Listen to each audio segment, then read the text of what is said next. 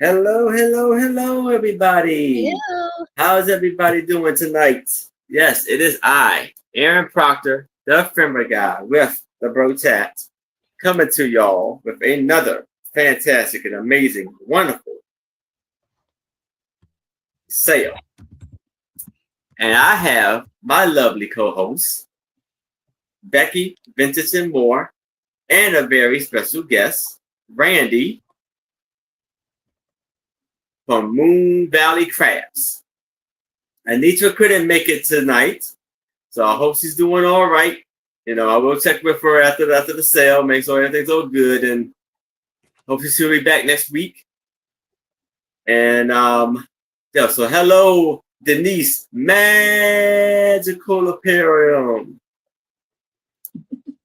How are you? And Jeffrey, yes, you made it. As you said you would. I appreciate you. How you doing, Jeffrey? And so yes, I will bring up Randy, and so she can tell you all about her channel. Oh my gosh. Well, hi, I am Randy, and my channel is Moon Valley Crafts. I also have an Etsy shop by the same name, Moon Valley Crafts. And of course, my email is moonvalleycrafts@aol.com. Now, if we've not done business before, just fire me off an email to this address and give me your real name, your YouTube name, the address you want your item shipped to, and of course, use the email that you want your PayPal invoice to come to. Like everybody else, I do my invoicing through PayPal. I do my shipping through Pirate Ship. I'm in the middle of Missouri. And so, luckily, that means I only have to pay postage to one half of the country at a time. And I think that's the basics. All right. And here is Becky. Well, hello, everybody. I'm Becky with Becky's Vintage and More, and I think everybody pretty much knows me here. Of course, I do the show with Aaron on Saturdays. With hopefully Anitra will be back next week. And Thursdays is when I have shows on my channel with Randy, Moon Valley Crafts. And it's Thursday nights, 6 p.m. Pacific, 9 p.m. Eastern. And then I do Whatnot shows on Mondays, 6 p.m. Pacific time, 9 p.m. Eastern. On the 11th, the Tuesday, I'm going to be on Friends Selling with Friends. And on Wednesday, the 12th, I'm going to be on Sandy and Otto Trisha's show. So that should be fun. And next Thursday, Randy and I are going to have Angie's Oddities on with us. So I'm looking forward to that as well. And yes. I ship out of Glendale, Arizona. I use PayPal and Pirate Ship, just like the others. And I'm so glad to have you guys here. And I'm glad to be on with Aaron. And that's all about me. All right. Okay. Thank you, Becky. Mm-hmm. And so, yes, I am Aaron Proctor, the Ephemera Guy with the Bro Chat. Sporting a new look. Basically, fully shaved head. I'll see how I like it, and if I want to keep it like that all the way. And yes, so I am shipping from Maryland, right around here, right below Washington D.C. And I will be invoicing directly after the sale. If you pay by tomorrow, your items will go out Monday. And the sales that I have coming up is Friday nights with Trish on her channel, with the lovely Trish on her channel, Sandy and Otto, alongside with my lovely two co-hosts, Anitra, Angie Oddities and Sue Spezio. The wonderful Angie Oddities and Sue Spezio at 7 o'clock p.m. Eastern. It's called A Picture Tells a Story, a.k.a. The Sue Spezio Show. And there are a few change updates on my channel. So now, for here on out for a while, every first Saturday of the month, I will be on with Maria, California Thrifter, and she will be on my channel at 1 o'clock p.m. I'll be on her channel. And at 6 o'clock p.m. on my channel, Maria, California Thrifter will be on here with me, Anitra, and Becky. And so that's Lee. And so, the fourth Sunday of the month, I have my special guest, Tush Man, every fourth Sunday of the month, Saturday of the month. And then, the fourth Sunday of the month, we'll be on Two Old Guys Ventures, Mark and Mike, alongside with Donna Maria. So that leaves the second and third week of the month still open. So if you would like to be a guest on my Saturday show, please email me at jamesfoster809@gmail.com and let me know you'd like to be a guest. And I would love to be a guest if you want me on your channel too. So next week, with on my channel at 6 o'clock p.m. Eastern, with my two lovely co-hosts, Anitra, I Spy Queen, Becky, Ventures, and more, and two very special guests, Kim from It's About to Get Real, and Tania from Hemlock Lady. So those two, will be a full show tomorrow, next Saturday, and it's going to be a lot of fun. So let's go over the rules of the sale. So everything is going to be either a buy it now or offer up, which means a starting bid. And hello, George. And the offer up, I do the countdown, like going once, going twice, last call, and then we're sold. If someone comes in as I'm doing a countdown, I will start the countdown over again and make sure everybody has a fair shot at what they're bidding on. And if it went up, the price went above what you wanted to pay for it, say out as quick as possible so we can move along with the show. So the bidding increments goes like this. From $1 to $20, it's a $1 bidding increment. From $20 to $50, it's a $2 bidding increment. From $50 to $100, it's a $5 bidding increment. And from $100 and beyond, it's a $10 bidding increment. And so, yes, I think we have went over everything that needed to be said. So how about we get started?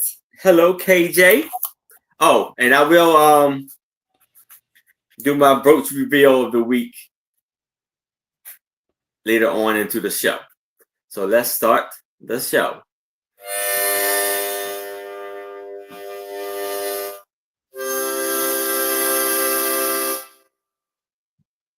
Let's start the show.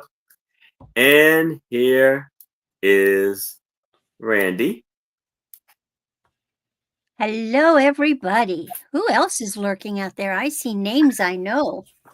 Well, I tried to be very creative with things for you, and these are actually things that I have. I mean, they've been lurking around my house, and some of them I've had for like 30 some years.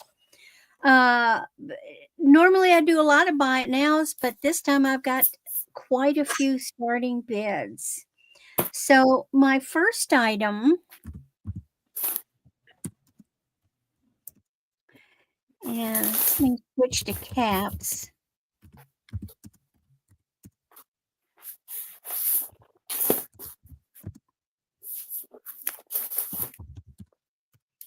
Is a book.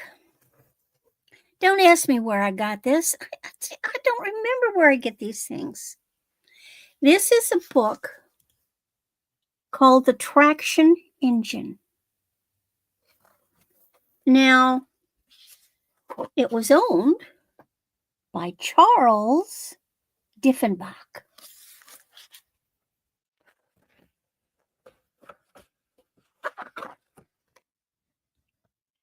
Now at the bottom of this page, it says 1903.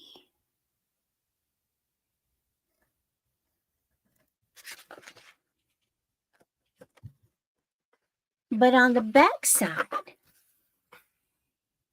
it says copyright 1898. So this is an antique. And this is a book. I'm trying to see if it has pictures. No, it doesn't have pictures. Well, yes, it does. It has 1 or 2 pictures, not a whole lot.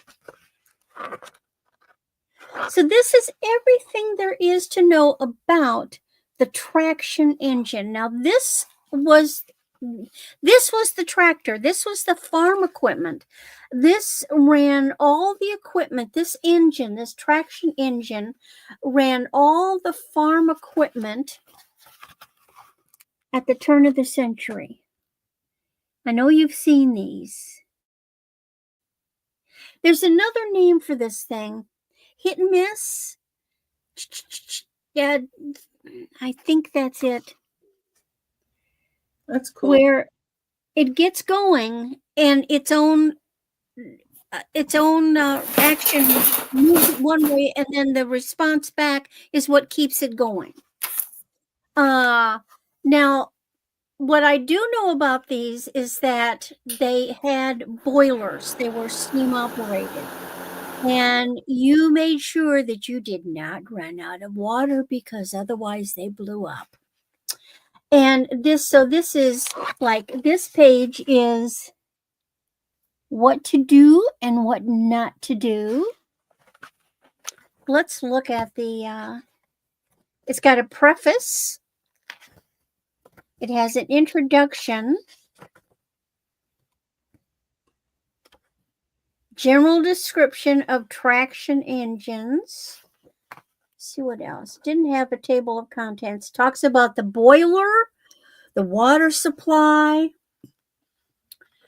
what to do, what not to do, handling the engine, how to maintain it. I'm looking to see if there's any more pictures. There's not any more.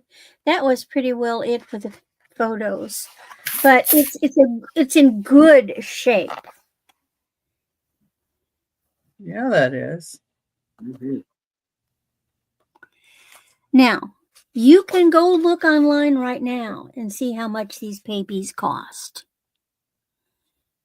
If you like old antique books. This is and I'm going to say this is a really good copy. What has it got back? Oh, Mr. Diefenbach. Oh, well, guess what? Charles Diefenbach put a date on the back. He got this book on January 21st of 1905. So that means this is when he got it. I think it was first published in 18. So he got it 2 years after it was reprinted. If there's no interest in it, that's fine. Think about it, look it up. To see what the value was. Yes, exactly, Denise. They ran everything. All the farm equipment was run with something like this. They would use it for like to maintain roads. Everything was these engines. This was the first tractor, so to speak. Now, once the thing is, if you treated them right, they lasted forever.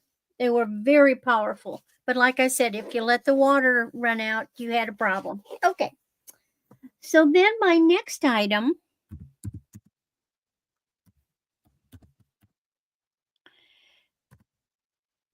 I have a lot of 1990s Boy Scout badges. I admit they're my sons. Okay. And this lot, I don't know what these would go on the sleeve. I don't know what that is. It's a fleur-de-lis. This one I know is for shooting, and I'm guessing this one is for knot tying. Then he had all these little badges. I don't know what that is. That's a lantern. There's a little squirrel, so it had to do with critters. This one has a powder horn and bullets, so I'm guessing it has to do with shooting. This is a little totem. I don't know what that's for. And that may be like a first aid kind of thing. Then, of course, he went to the big camps, the Boy Scout camps. So I've got, and these are Missouri. So this one is Great Rivers Council, winter of 1990. This is Great Rivers Council, winter camporee, 1991. And then he had this thingy tag one, Great Rivers Council 91 camps, 1990, Great Rivers Council. And then the card will not come with it, but this is the little pin. He won his pin. Go there. It says, nice going. You have worked hard and earned the right to wear the badge that shows you that you know what it means to be prepared as a second-class scout. So this is the second-class scout pin.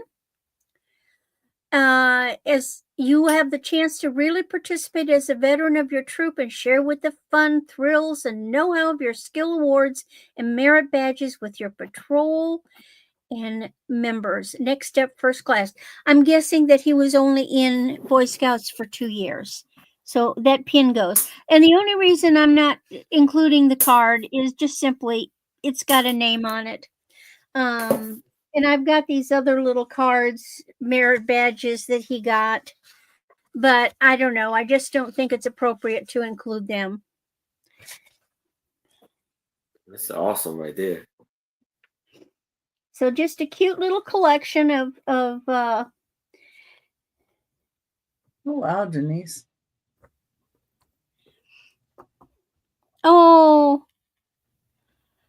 I'm sorry, Denise. I didn't mean to do that. But I've just been hanging on to these and I'm going, well, maybe people collect them. You never know. All right. But I'm still in the scouting stuff. So for a starting bid of $12, this is a 1930s Girl Scout belt buckle. Girl Scouts, it's the Eagle Trifoil Be Prepared. And you can look it up. Oh yeah. It was in my mother's stuff. So I don't remember if my mother was in the Girl Scouts or not. This was tucked away in her drawers. Dresser drawers.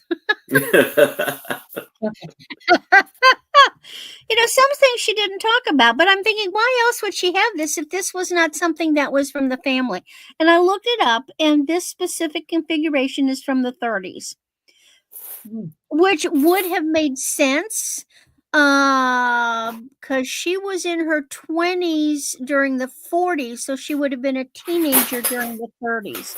So she very possibly could have been hers or someone in the family, obviously not her brothers. But it could have been hers, and she just hung on to it. Be prepared.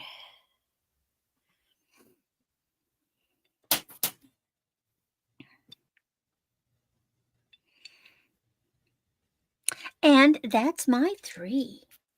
All right. Thank you, Randy. And here is Becky.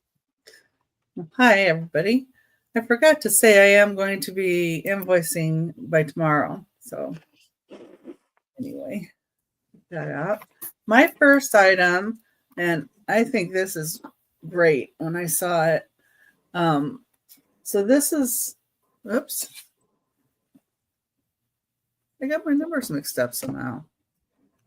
Wait a minute. Oh, surely not. Yeah, I did. I don't know how. Anyway, okay. Number one is the choice of linen postcards. And you have a choice of Denver Museum, Mount Evans region, Colorado. I have Reno. I have two of the Renos. Or I have Rocky Mountains. And so these unfold. These are like a linen type. These are older. So they look fold out like this.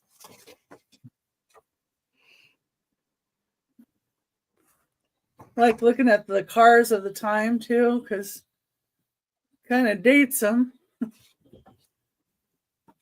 When these were taken.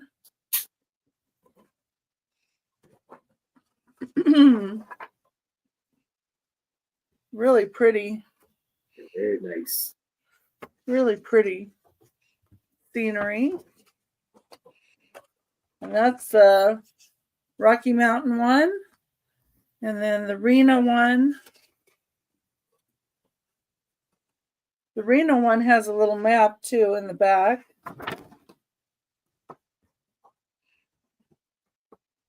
Hey, Edward. And a lot of these I like looking at because, you know, a lot of things aren't there anymore and have changed from when these came out. And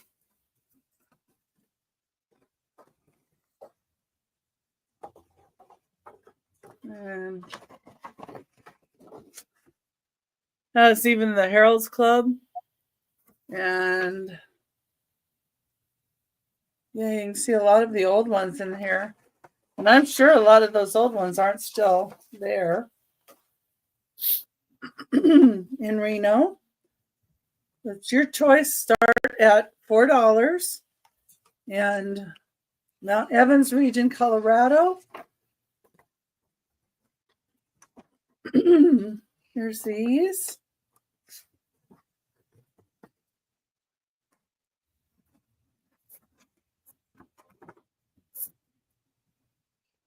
Neat waterfall. And yeah, just scenery that you get to see.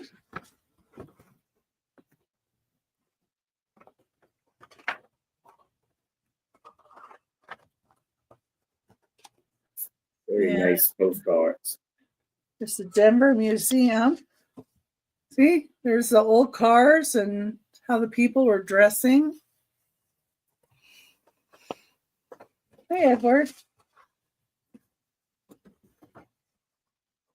So I think it's more of a museum of natural history, maybe. It's got like dinosaurs too. On here, and some walrus and seals. Mm-hmm. And then the inside of these have, you know, a bit about the stuff too. So that will be your choice. Denver, Mount Evans in Colorado. We've got Reno, or we've got Rocky Mountains. And they're all like the linen look ones. Those are your choices. Let's see if I can get back on track here. It's number 2. How did I switch those two? I don't even know how I switched those two. But okay.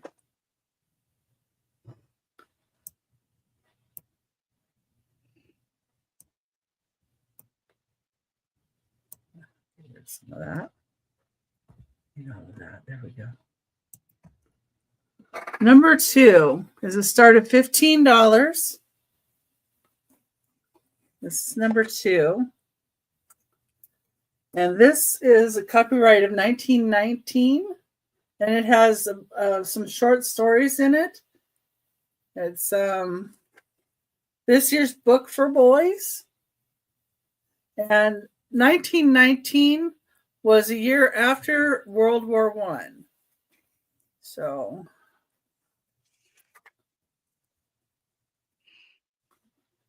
this is how the inside looks. The first and the last page look like that. This is thicker paper.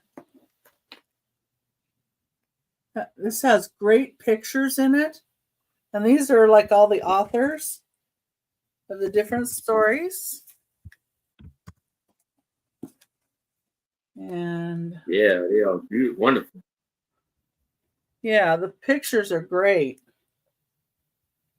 And it has different stories. Like this is Frobisher RN. The Proving of Sparks was the other one. But it also has like black and white pictures throughout too. Not just the colored ones are good, but the black and white ones are really good too. And like this, here's a black and white one. Submarines past and present. Nice.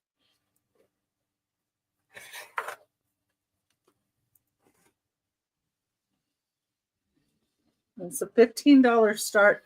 And the outside of the book is like a linen type. This one picture is loose. That's the only one I saw that's loose, but this one is loose in there. But it's on the page that it should be with because it's campaigning in East Africa.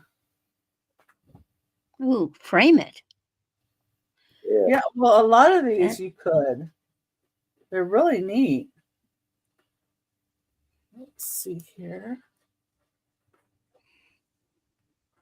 And this one is aerial gunnery. That's what this story is about. And then it's got the picture of the planes. I can't, it just comprehends how they fought wars in those open air planes. This is rock climbing. See, even the black and white pictures are really detailed and nice.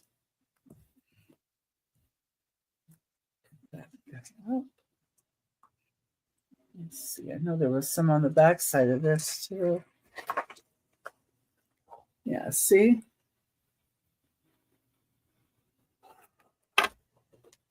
And one of these is called Good for Geeky. The story's called. And here he is. Geeky made the effort of his life. He's running after a ram's going after him. He's just hauling butt to get away from him. Let's see. There's a spirit. And went on to be excelled in track. Hi, hubby. Yeah. Hello, Bob. Here's one on model submarines. Now that is neat.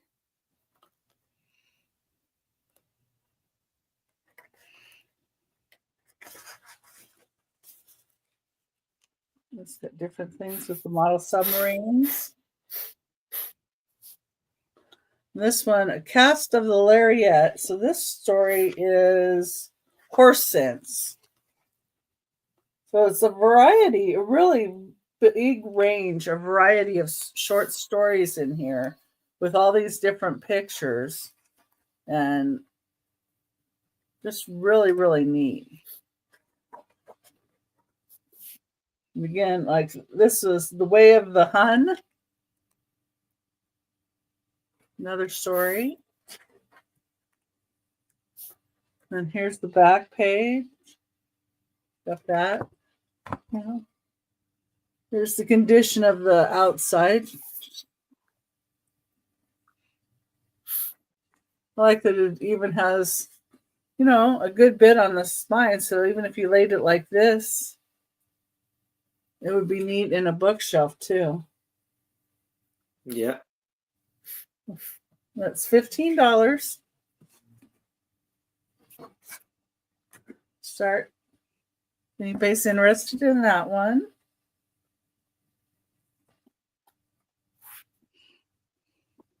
Yeah, because it was just right after World War One.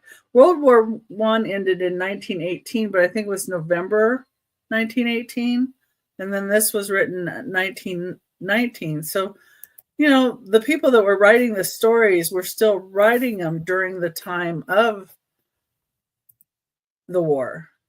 So, there's that too.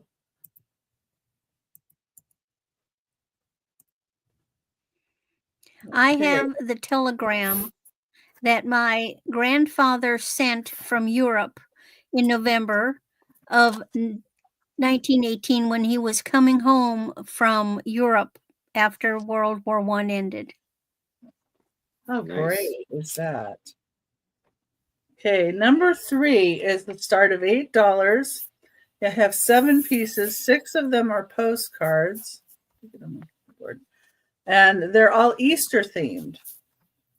And I added this one. It says best Easter wishes and a brand new bonnet. And please think of me when first you don it. Oh, bunnies. So there's that one. And then here's a joyful Easter. Awesome. And can't read the postmark on there, but it's an antique, I'm sure. This one's very raised. This one's got a lot of detail to it. And it's just a happy Easter. Beautiful. There's the back of it.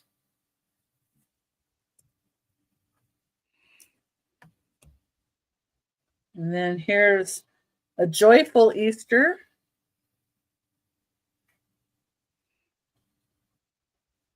Beautiful flowers there. And this one says 1907 on the back. They're probably all around the same time period. Yeah, around the same time period. And then this one says, there's no wind, but soweth seeds of a more true and open life, which burst unlooked for into high-souled deeds with wayside beauty rife. And it even has a little bug on the bottom. Yeah. I didn't notice that before, but it's a cute little bug. And that one, yeah. Oh, here's the back of that one. What does it have censored on there? The word censored. I don't know, but they put 17 on there. This has a Canada postage, war tax, 2-cent postage. Oh. It had a neat postage. It says, hoping all of you enjoy an Easter day with kindest regards. And there's a sign. So I don't know why it says censored. Just that it's Canada and war tax. Maybe. I don't know. That's interesting. Or maybe who it was going to, maybe they weren't allowed to get mail. It's weird. I don't know.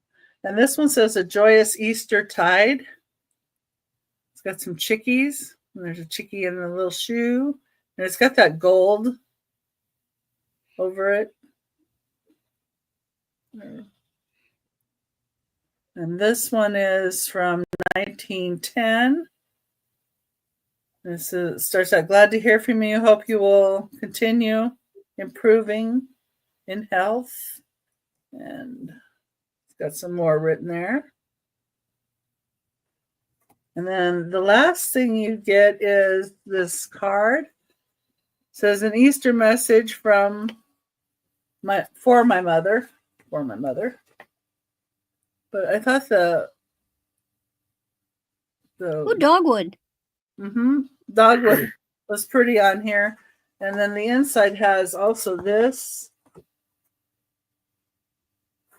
It says, with love for a happy Easter. It's from Bill, Julie, and the kitties. Was signed. But this was a Pollyanna card made in the USA. So you know that's old. So I think that's probably an antique one too. But we're close to. So you get all of these with a start of $8. I don't see anybody in on that, but that was number 3. If anybody thinks of anything later and wants to claim it in the chat, just let us know. All right. Yes. And thank you for looking. And if you are watching the replay also, you see something that has not been claimed, please let us know by emailing us, and we will gladly get you down for what you asked for.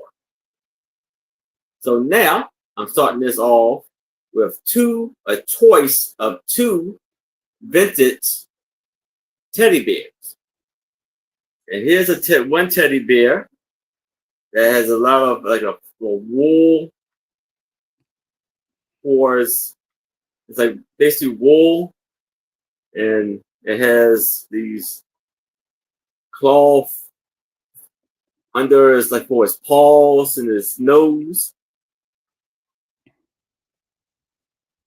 Little eyes.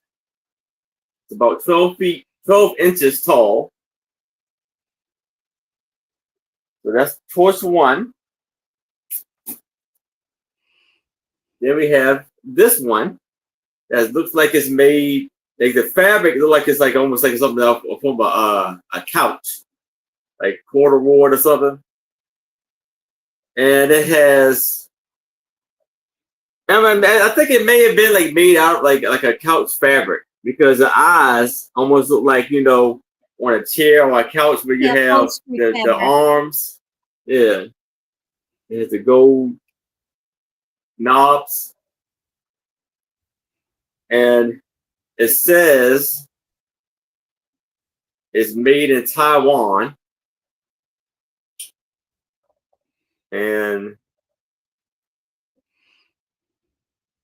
creative marketing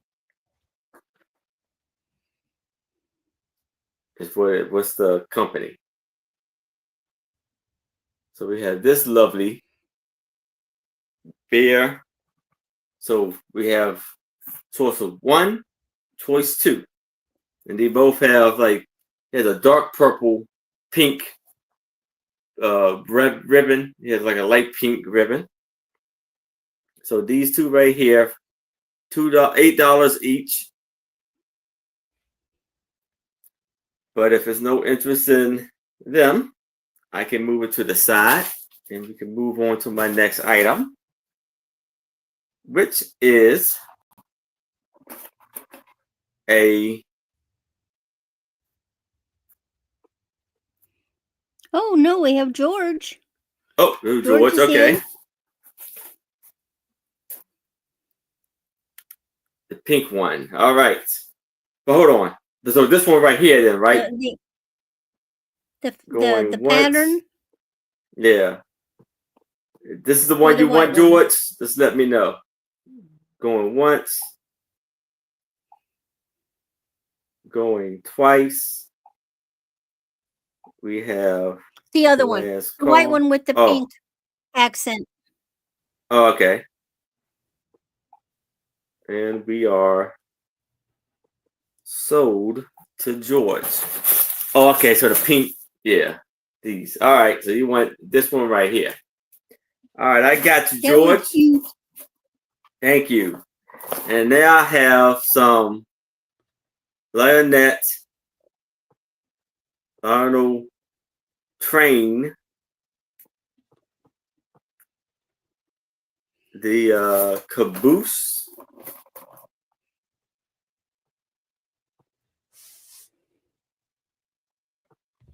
And it's going to be an offer up of $8.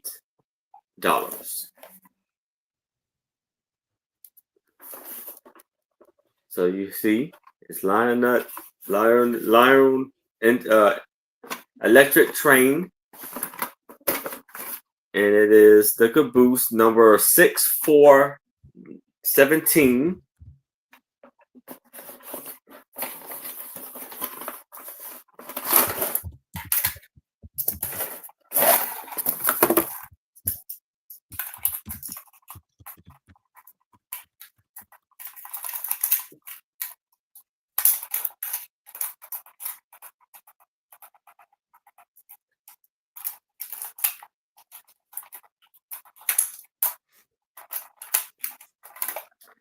And here is the caboose.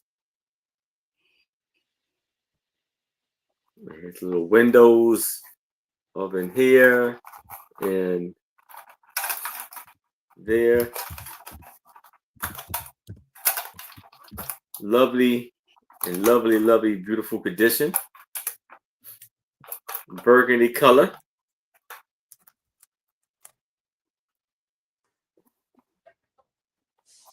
Is it 64273?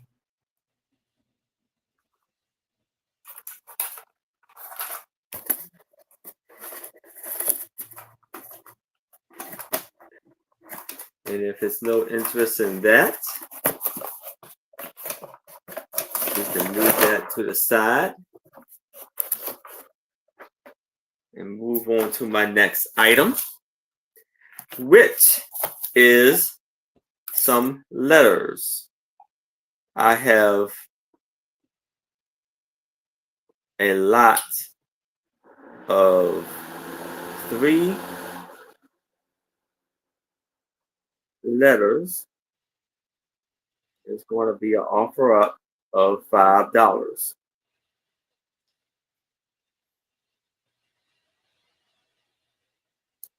So here we have a letter, and it's from overseas.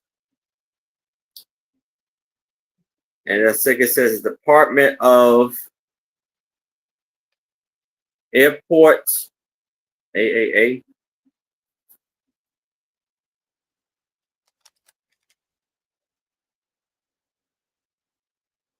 So I believe this says December 16th, 1955, and it's from Ethiopia. It is these little like postcards, greeting cards from Ethiopia. So here is a picture of the greatest falls of the Blue Nile. So you see there it says greetings from Ethiopia. There's a little note written inside to Harold from Rick. Just to see you and to all of the family. The season greetings and may most appreciation regard. That's one. Here's another. You see all the stamps they had to use. Oh, 5 stamps. And here we have the main gate of the Imperial Palace.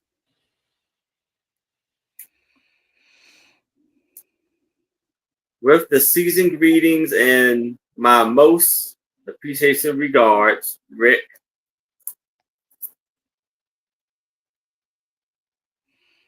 That. And the last one of the lot, we have H.I.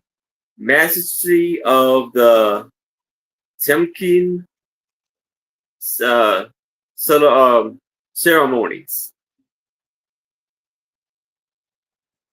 Oh, wow. It's a neat picture. Your season greetings.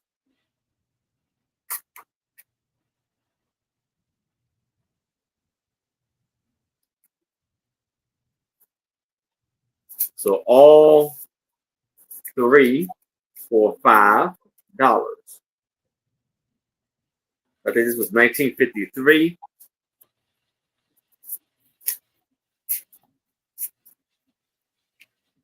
This was 19. So this was all during, sent during Christmas. So it was 1953, 1954, and 1955. So all 4 years in a row, or 3 years in a row, he sent these little season greeting cards. But if there's no interest in this, I can move it to the side and we can move back to Randy. All righty. Well, I too have old postcards. Mine were my grandmother's. My grandmother collected these. They are all antiques. So what I have is a first lot of 5 different cards. They're used. These are ones that were postmarked. I can't read the date, but I know when they're from. So the first one, it says it's the view, and I don't have enough light to read. The view from the Huntington building in Los Angeles, California. And it's interesting because look, there's the H Apparel Company, and then over here under my finger, labels. Then there's something there. So it's, and then up here is the well, there's a hotel. It labels the buildings. Now, whoever did this one wrote here, and I can't read that, but they were using English. And this was to my grandmother. And when she lived in Houlton, tell you what I'll do. I'll take them out of the plastic. Houlton, Michigan. And this is whoever this is from. They have just moved to California, Los Angeles, California, and bought a house. And so they're saying, we've moved and here's our new address. So there's this one. The next one is a Happy New Year. They did New Year's postcards back then. Happy New Year postcard. And in this one, it says, was glad to get your picture. Thanks so much. Really doesn't do justice to you, though. Happy New Year, Ann. I don't know who Ann is. But this is when Grandma lived in Milwaukee. Now, it amazed me because my grandmother, the only place I ever knew my grandmother from was Milwaukee. She was born in Milwaukee. But apparently she lived other places, like Houlton. She lived in, I think she lived in Duluth. She lived in Michigan for, I'm guessing, teenage years. So this one is stamped. Then this one is the U.S. Life Saving Station in Ludington, Michigan. And this one is to her brother. Her brother was Harry. Now, I never got to meet any of her relatives. And it says, well, old sport, I wish you were down here with us. We are having a great time. I'll write a long letter about it when we get home. And then there's some initials. Somebody is glad that you are going to write a letter to her. Oh, maybe it was sister. Give my love to all, Billy. So there's that one. Then another one, and this one is Main Street, Belle Plaine, Minnesota. And I can't, something about somebody was sick.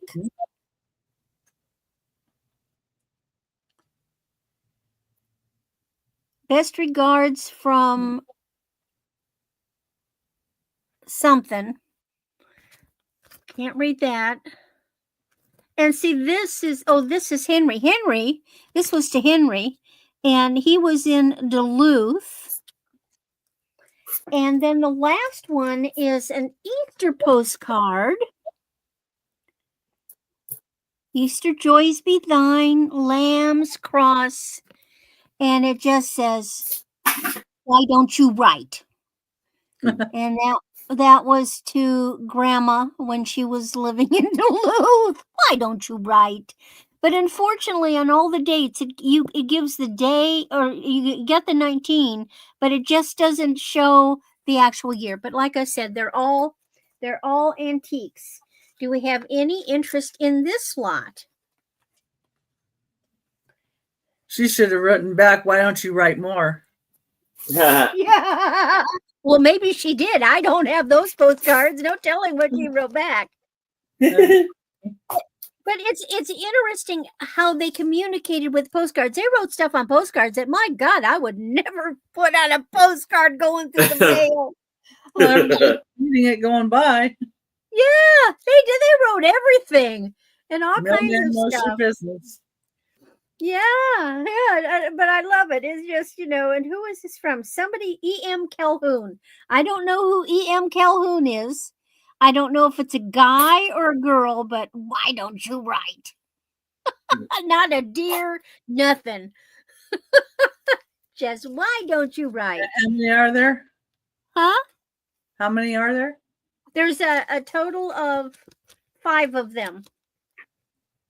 Oh, okay. And like I said, and it's got the 2 holiday cards, the 2 holiday postcards. And I have never in my life seen a New Year's card, but they sent New Year's cards. Not a Christmas, New Year's. And of course, Easter. We have Easter cards, but we certainly have never, they just did everything. And these are in really good shape. These have been in a book. Grandma saved them, and she didn't glue them in. She had those little corner thingies. So you glue the corners, and then you put these in the corners. So these have never had glue, and apparently the minute she got them, she put them in these books because these books are old. So these have been in books, and I have gone through and I've taken them all and put them in the acid-free protector sleeves once I took them out of the book. So there's minimal amount of handling on them. There's no interest in that one. I have more little lots. Now this one is kind of a special lot. And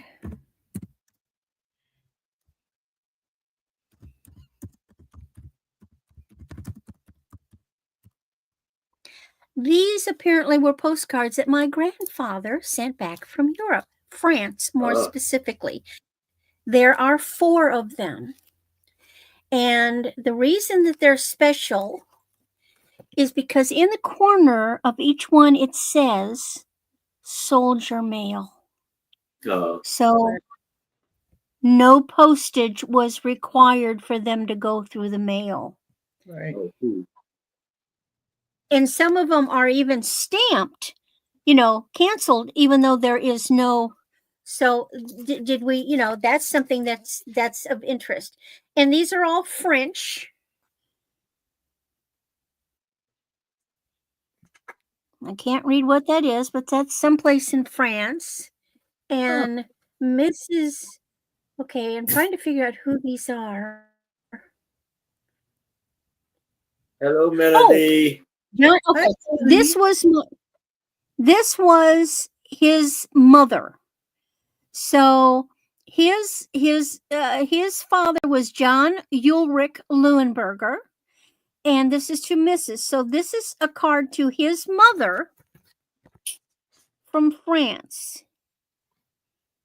Let's look and see if we can figure out what he says. Bonjour. So he's learning a little French. How's every little thing at home? Kind of something to get this.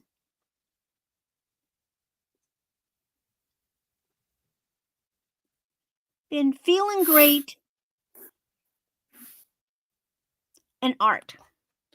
So there's one. And then the next one is apparently a church.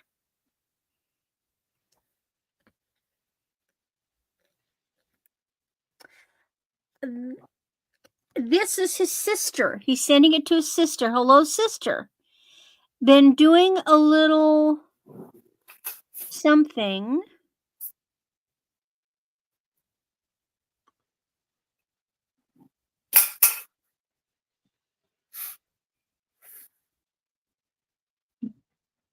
So cool.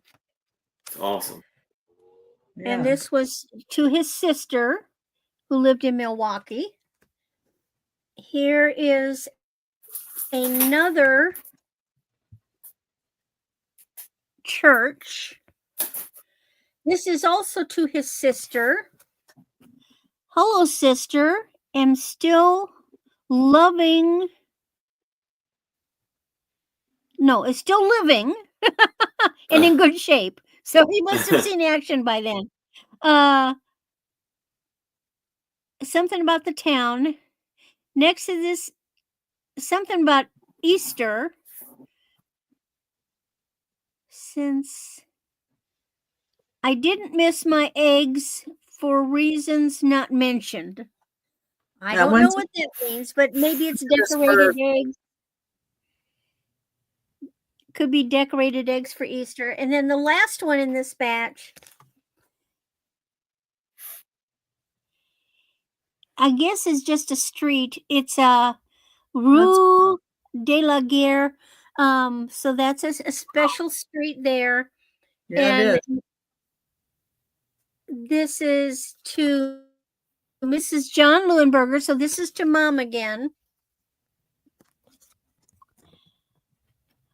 Except looks like he's saying hello, ladies. I'm trying to read this. This tour is some. Well, I can't. I'd have to get it up close to my face. But there again. So anyway, these are 4 postcards from my grandfather that were shipped without postage because it's soldier mail. So it's got to be 1917. What was the war? Was it 16 through 18? Yeah. Probably. So it's Um, that time period. It's antique. I also know that he was in France. Besides a postcard, I have a. 1914. Okay, so it was 1914. during that time period. I don't know exactly his years of service. I know that he was there till the end in 18, but I don't know if he was there the whole time or part of the time. But I've got a scarf, a beautiful silk scarf with embroidery from France. He got from France, sent to one of his cousins, or their cousins, and she gave it to me when I was a teenager. So I have a scarf, and if these don't sell, maybe I'll go tuck them in with that scarf for memorabilia, because it proves that he was there. But they're available if anybody wants them. And then I have one last set, one last lot.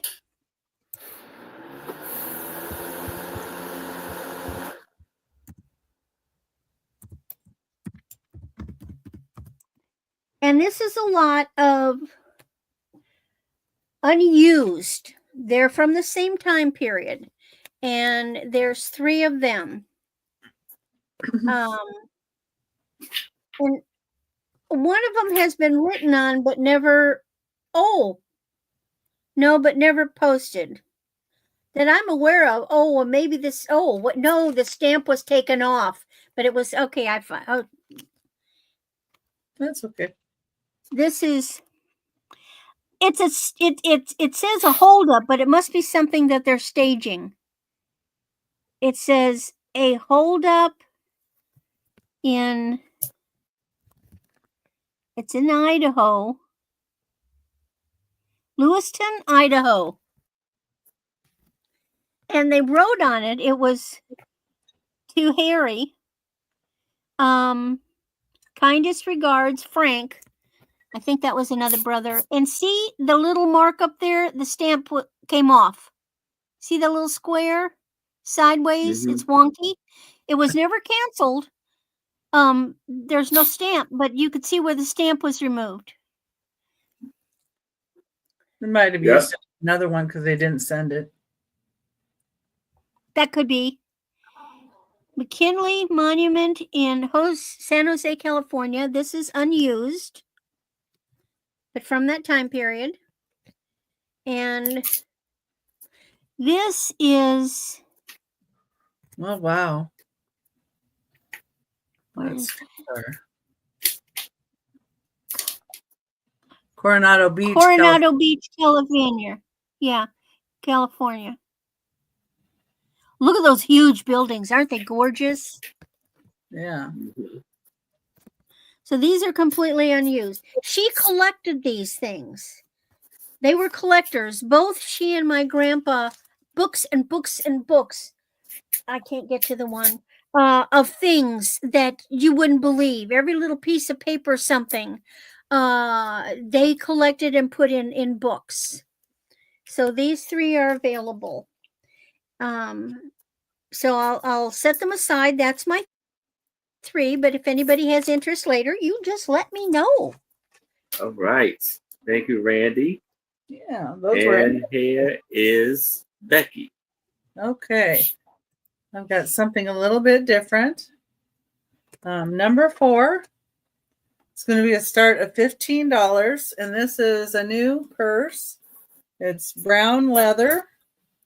It was made by veterans, and they did the hand tooling. This did very nice work. I bought this for my mom, but then it didn't work out because she needed a pocket on the outside. But it's 9.5 inches wide this way. And this way it's 4 inches deep. You can see the nice tooling that they did. And it's 6.5 inches tall. So from here down, that's 6.5 inches. And then it's 22.5 inches from the top of the strap to the bottom of the purse. And it's really nice. And here's the inside.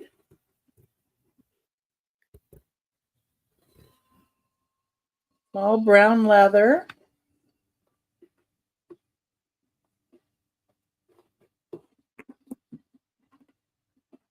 It's nice thick leather too. Let me get this back on there. There we go. And if anybody be interested, this is the start of $15 for the purse. Nice, beautiful purse. Nicely. Look like that could last a long time too. Yeah, sturdy. And my mom used to ride horses, so that's why I picked up. It reminded me of one that she used to have.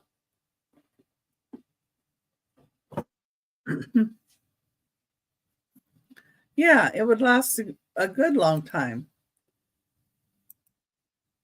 And it'd be good for, different things you might want to do. Okay, number 5. It's going to be a start of $6, and you get both of these. They're made out of aluminum. 2 little aluminum baskets. I thought would be good for Easter. Be good to put rocks on too. Mm-hmm. And they do have some of the little scratches and scrapes that you see, from wear. And they can be polished up more even. But they have little tulips on them.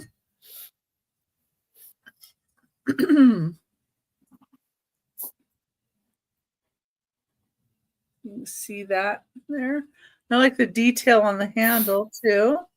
You could even put just like a one orb in the middle of here would look cool too. But yeah, and you could put a little bit of Easter grass, maybe a couple of peeps, and maybe a little bunny in the middle, or some chocolates in here. Here, I'll put an elephant in here. Kind of looks cute like that. So you could use it like as a little assemblage too.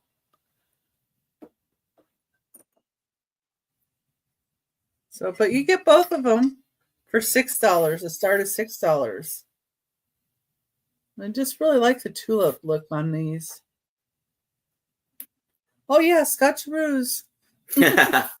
And you can put your truffles in here, chocolates. I guess some people like that Halloween or the candy corn too, you know. To each their own. Jelly beans. Whatever you like. And they stack pretty well if you're, putting them away too. And that's number 5. Start at $6 for both. You get both. Okay. And number 6, I'm going to change my camera here.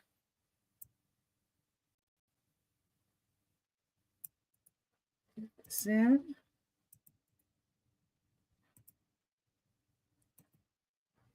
There we go. And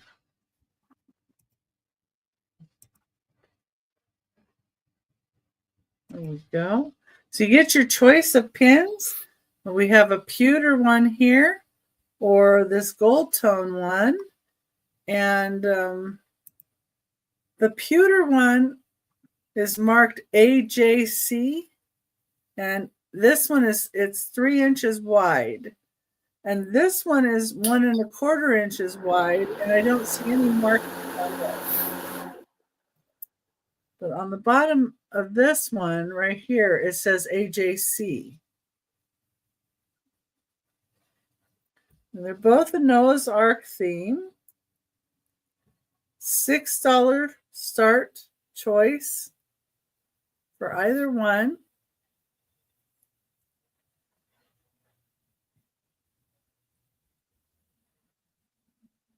It's the gold tone one.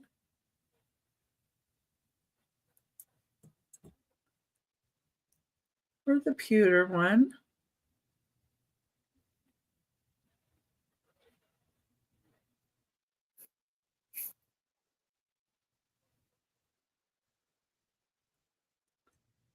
Let me switch the camera around so I can show you the other way. Just in case it shows a little better this way. Who knows? Sometimes it does.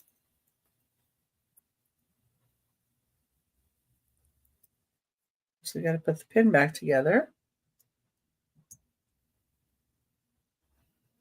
We got Denise in at 5. It was $6 choice. Oh. Okay, it is. Denise is 6. Okay. All right. So, if anybody else is interested, I would need to see a 6 or 7 or better. But if there's no other bids, we can start the countdown for Denise. So we're going once. Uh-oh. They're right by each other. That happens. Going twice.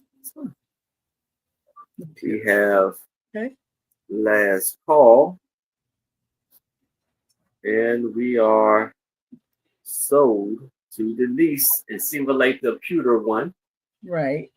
And if anybody else is interested in the gold tone one, I have that one still available.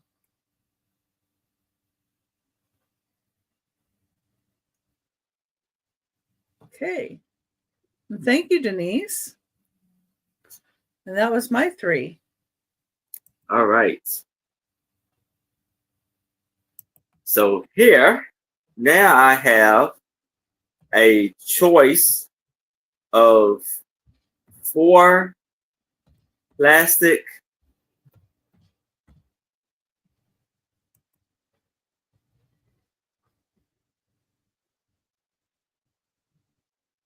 builder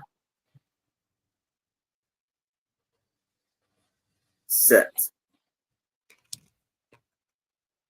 And it's going to be an offer up of $8 for choice. So the first one we have here is this toy house kit, educational, entertaining, all plastic, washable, fun for all. Red. So it says finished house for all years round play and Christmas garden too. Easy to assemble. Every child can play. Build a house. We'll build a house. So here it says other plastic products manufactured by Bachman Brothers Incorporated. So you open it up, and there's all of the pieces where you can build a house.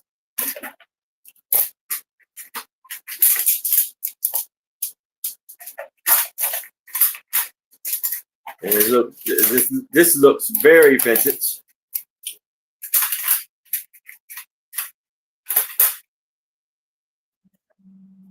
Candy in it. Yeah. And it comes like the little piece there.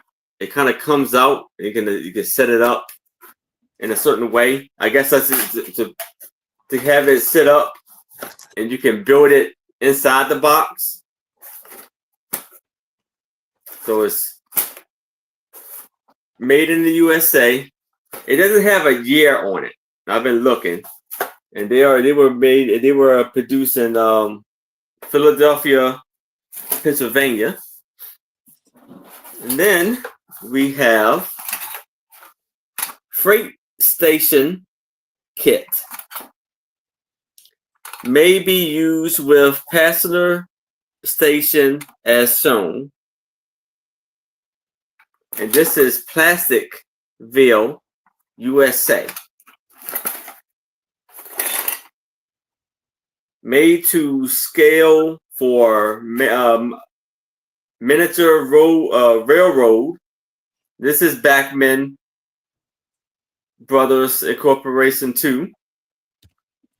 They were established in 1883.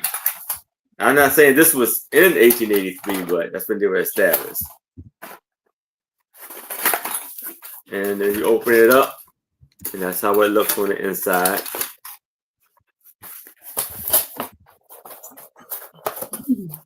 Also, it comes open too. There we have Plasticville. This looks like it's a church. Those are interesting. Yes. That's how it is on the inside.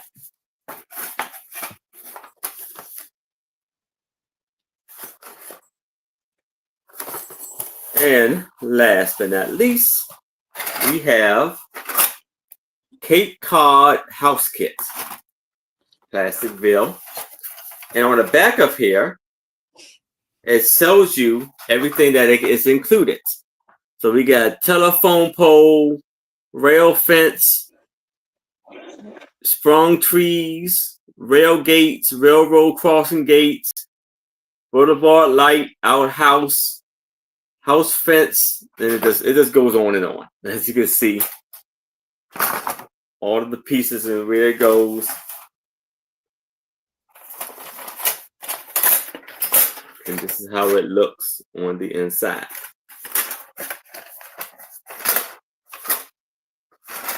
So we have one, the Cobb House kit, the church,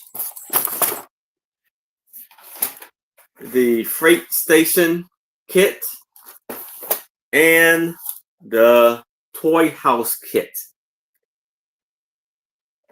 So if there's no interest in that, I can move it to the side. If y'all change your mind, please let me know. And now I have a lot of 3 letters. Basically, I'll say love letters. And it's going to be an offer up of $5. So here, it looks like it was, I believe, his girlfriend writing to her boyfriend who was serving overseas in Korea. So his name was Frank Berman, and it went to San Diego. It went to San Francisco to go to Korea. He was a private, and this was written in October 6, 1952.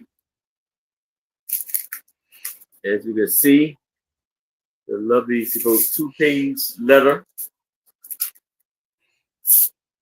Let's read a little bit. Your letter at hand was more than glad to hear from you, and am glad you're all well.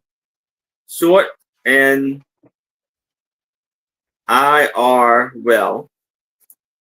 They are.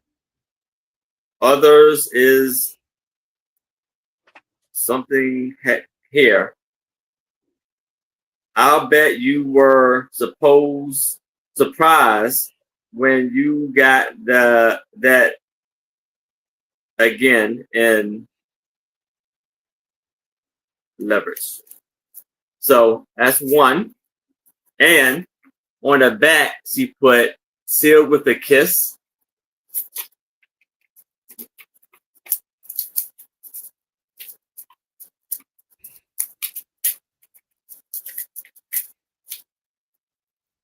Then we have another one written to him. And she was writing from Baltimore, Maryland. Baltimore, Maryland.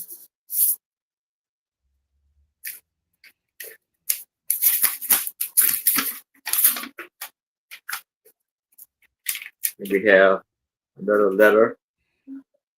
Thought I would drop you a few lines to let you know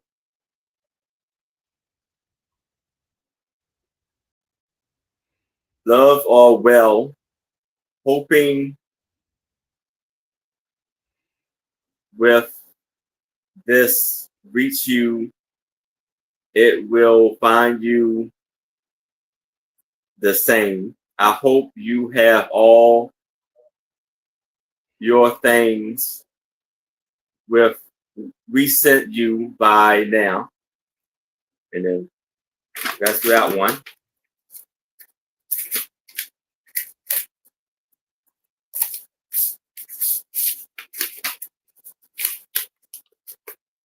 And last but not least, we have this one. That was written in October 10th. This was in August 28th. Leave it here, front and back. My dear babe, your letter at hand was more than glad to hear from you. The ride up there through to Virginia was a lovely ride. We crossed the bridge over the Potomac River I know where that's at. River was a lovely sight. One end of the bridge is in Maryland. And when we got across, we were in Virginia. It is high too. Did you pass over it to get to the Fort Lee? So that's it right there. So all three of them were $5. But if there's no interest in this, I can move it to the side. Now I have a choice of 4 framed pictures of soldiers. And it's going to be an offer up of $8.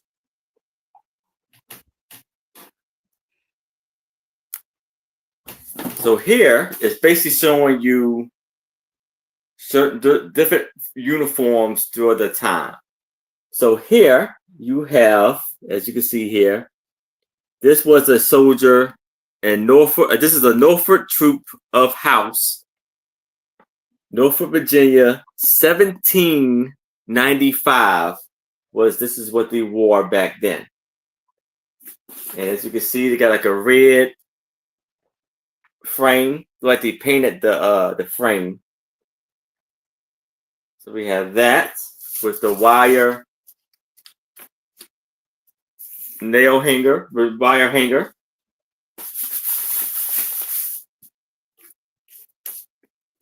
And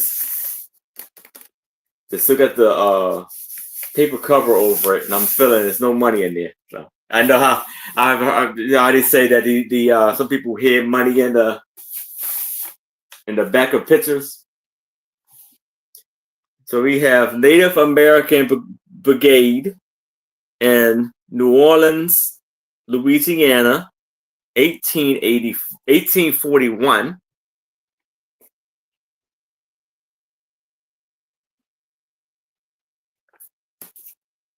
That's how the back looks. Now we have Lexington Light Infantry, Lexington, Kentucky, 1789. Let's see his sword. That's the back. Last but not least, we have Charleston Light Dragons, Charleston, South Carolina, Dragoon, okay. Dragoon, okay. Gotcha. Dragoon. Yeah. Dragoon, okay. 1855. And that's the back. So we have 1,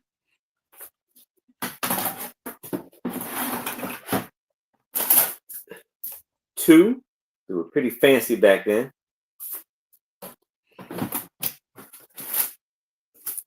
3. Nice artwork.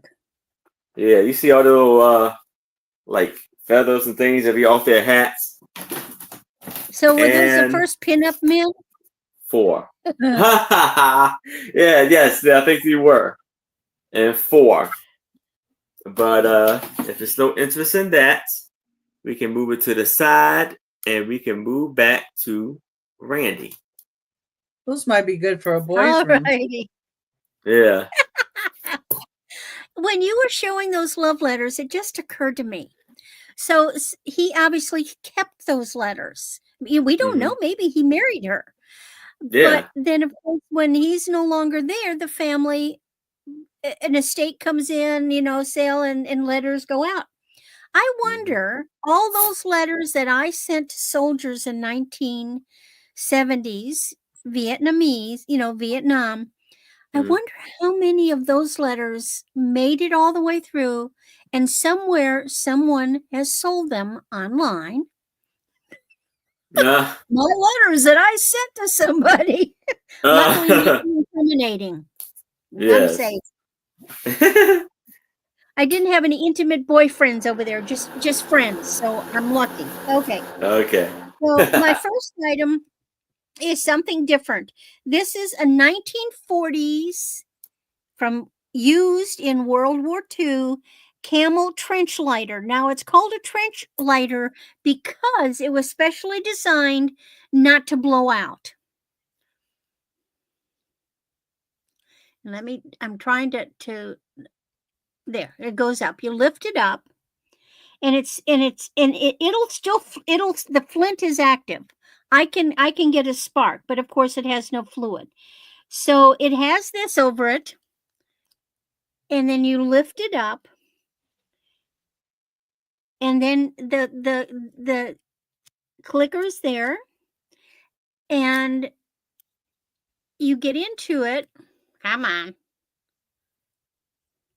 There, lift from the top. It comes out, and so it still will work. No fluid in there.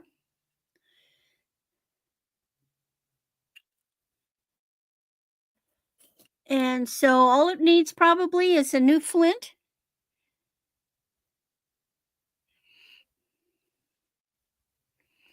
And some fluid.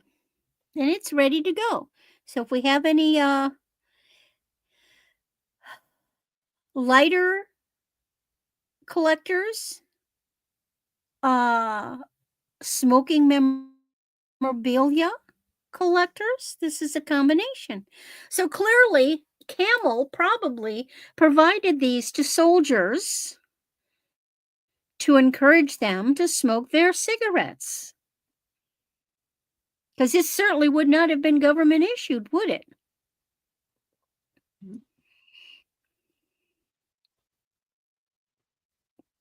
Any interest? That's a good price on it too. You can look them up. It's in really good shape. I did test it. It is not silver.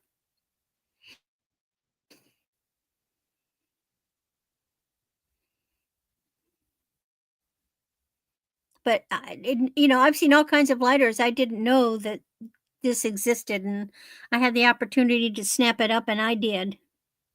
All right, yeah. no interest. But wait, I have something else.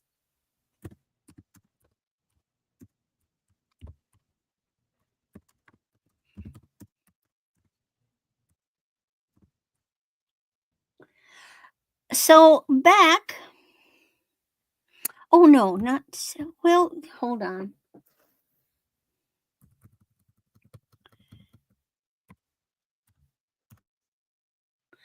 Back in the early 80s, I was bar hopping because I was newly divorced. And there was a bar that had promoters from Camels come in, and they were giving away stuff. They had a legs contest. I entered, I won. And one of the things that I got was a Tyvek, which is a special paper camel jacket. You know how long I've hung on to this thing? It's never been worn. I may have put it on. It's a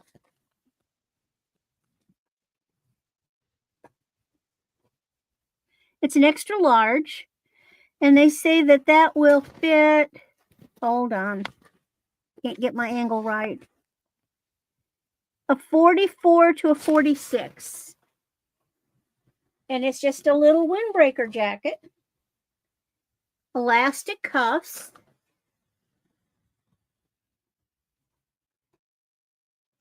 I've kept it safely tucked away in a lingerie drawer. It's got Joe Cool the camel. I guess two of them. And on the front, you've got a zipper, and it just says camel on the front. So I thought this would go well with that lighter.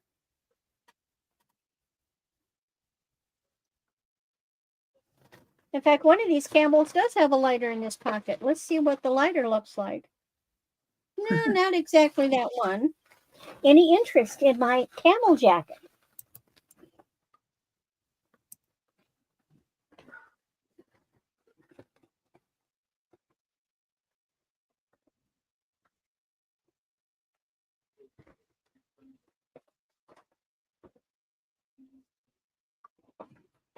And then my last item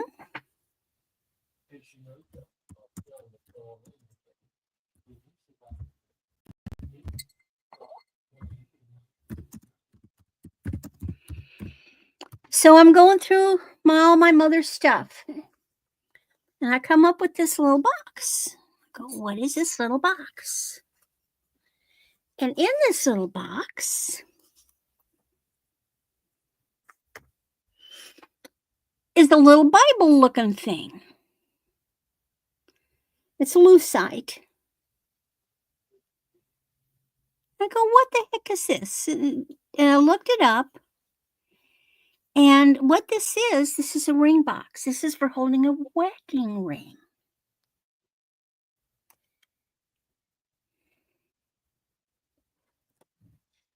And it still has the original padding. And you just had the little wedding ring tucked in there. And then it occurred to me, my parents got married in 1947. This is the box that my mother's wedding band, or my father's, I'm guessing my mother's, one of their wedding bands. But at any rate, this is from their wedding.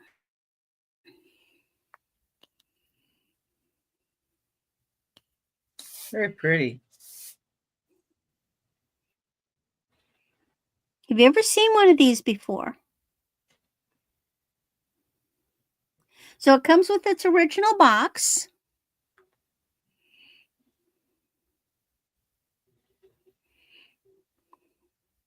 Wouldn't it be, well, they didn't bring it back. They didn't have any more rings for their, oh, Sandy is interested.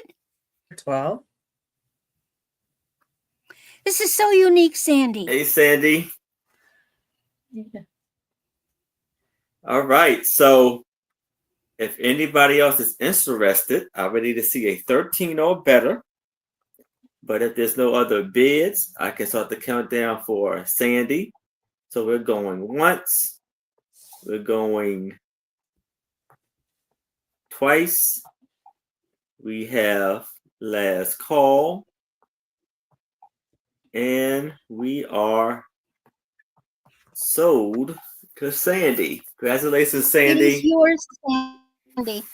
Sandy, I cannot recall if we've done business before, but, just fire me off an email with your information, at my moonvalleycrafts@aol.com. So there's no delay in me getting that to you. I appreciate it. And I can tell you that the date that this was used was October 4th, 1947. Okay. And that is my 3. All right. And here is Becky.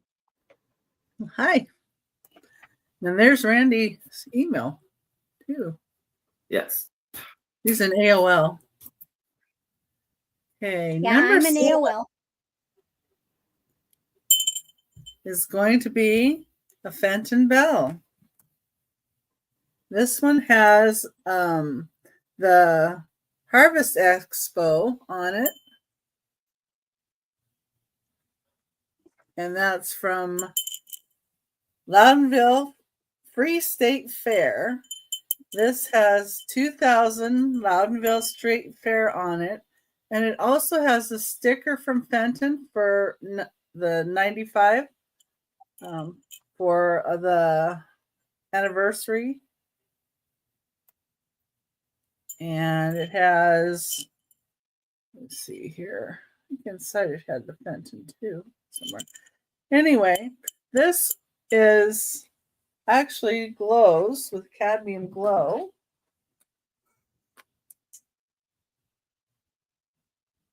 You can see that on the bell. And it's $10 start. It's 6 3/4 inches tall.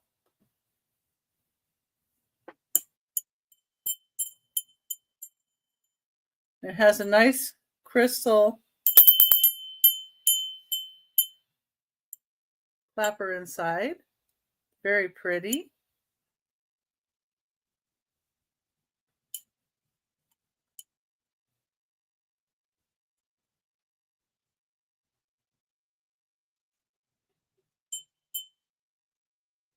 So that's $10 start. Fenton, it's ruby red bell with the cadmium glow.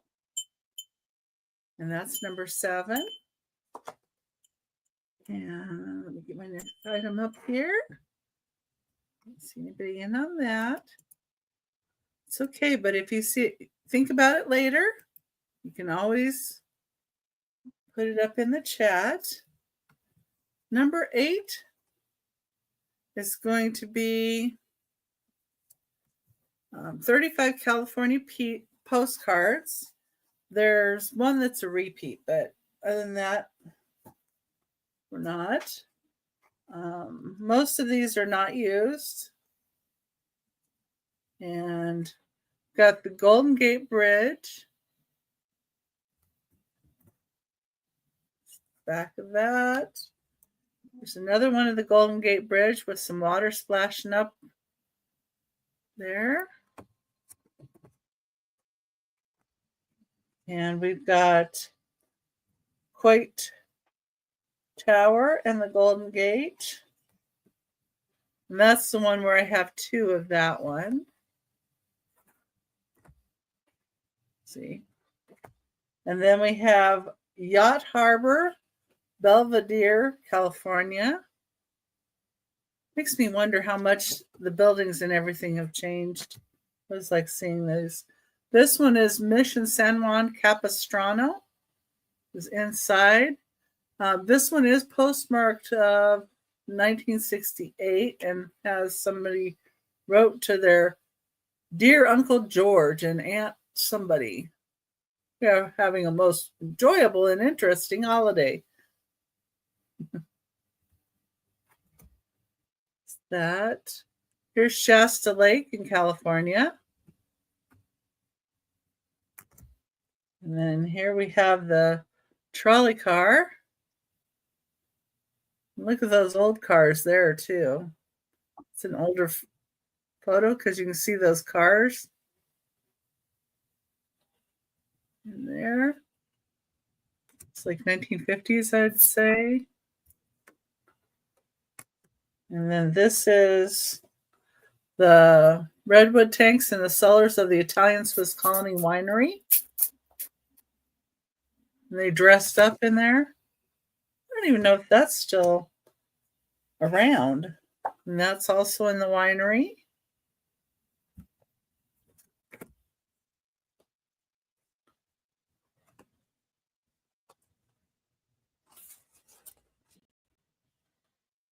Another winery.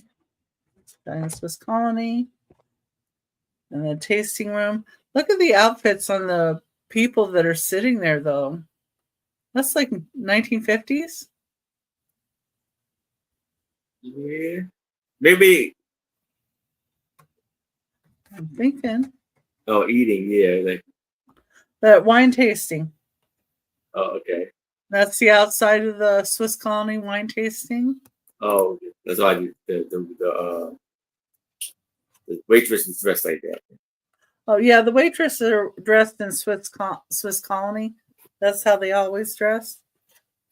But it's $8 for all of these. Here's San Francisco. Some of the houses.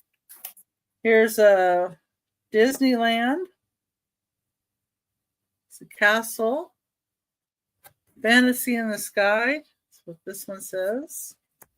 And then we got Greetings from Disneyland. There's the front of it.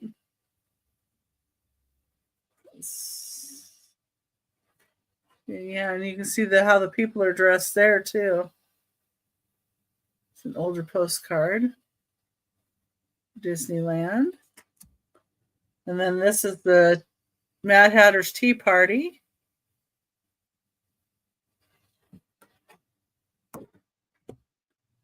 And here's a Via Adobe Alvera Street. So this is, I believe, oldest and most historical landmark in colorful Olvera Street.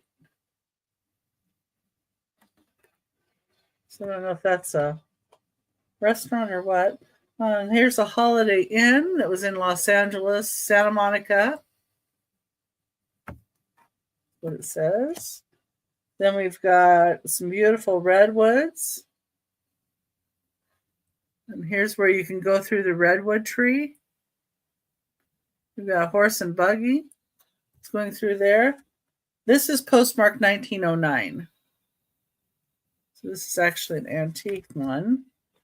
And then we've got some flesh-eating piranha fish that are for Marine Land of the Pacific. They're in California. Then I have San Francisco-Oakland Bridge at night.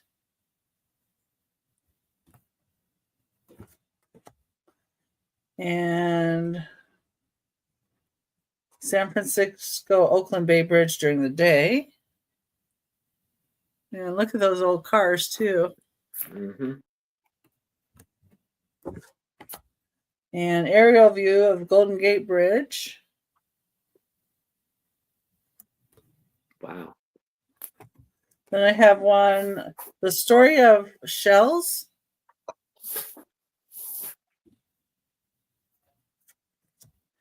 And I have a group of macaw on Lion Country Safari.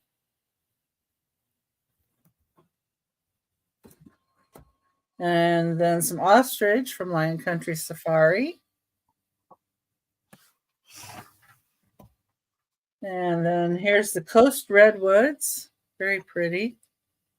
I love going through the redwoods. Always fun. And this is formerly the world's tallest tree.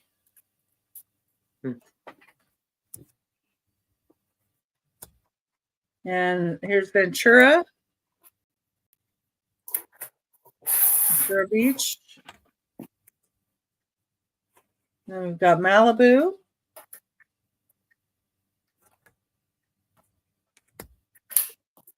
And Santa Barbara.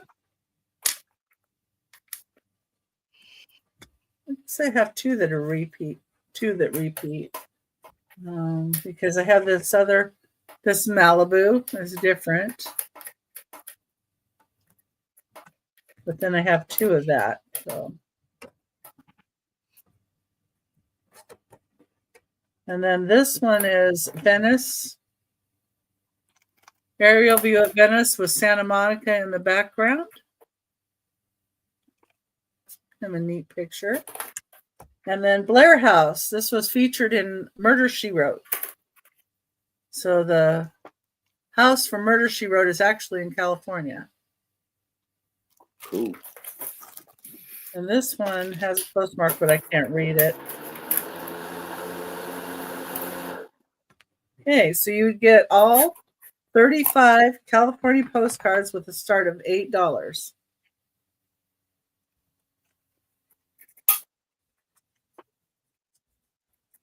And that's number 8. That's awesome. Okay. Number 9. Get that one pulled up for you.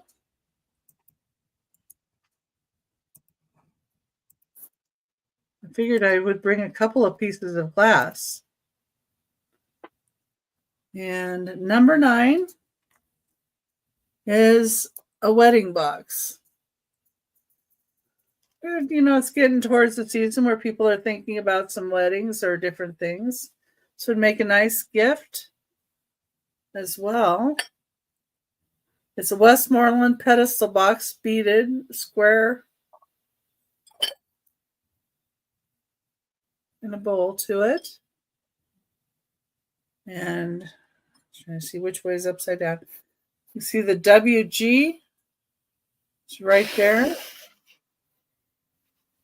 And it's got a beautiful, beautiful ring of fire. I don't know if you can see that. If I hold it up to the light, I can see up in here. It's kind of a reddish glow to it. Really pretty. Of course, it's hard to show on here. Yeah, I can't get it angled right with the lights in here, but really, really pretty. And there's the lid. Great shape. And the base. My inventory sticker. And the gold on this is still in really, really, really great shape. And I have this at a $20 start. Outstanding. And the other thing with the wedding box is that for display, you can also put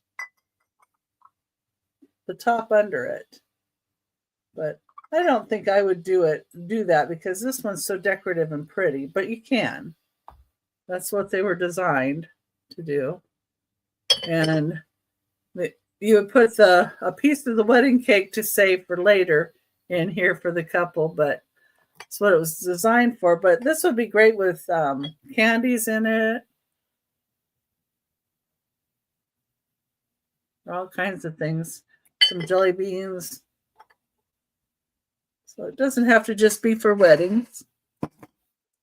And that was my 3. That was number 9 for 20. All right. Thank you, Becky. Thank you. All right, now I have this metal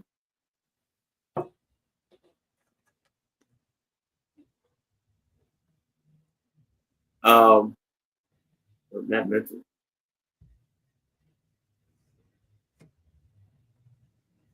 Metal railroad crossing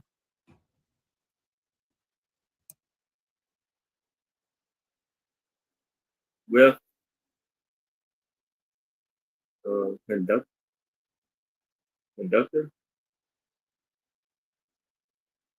It's going to be an offer up of $20. This is very vintage. Oh, gate man, sorry. So here you have a railroad crossing with automatic gate man, made in the USA.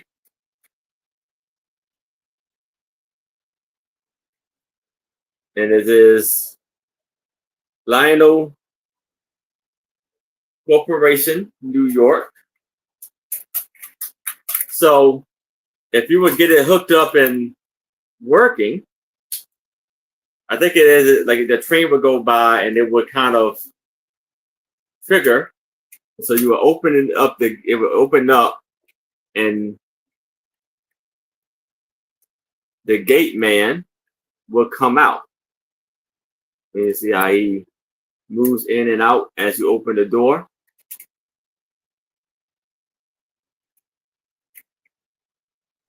And you see the lovely little building he was in. And this is number 45N. As you see, it says automatic gate man.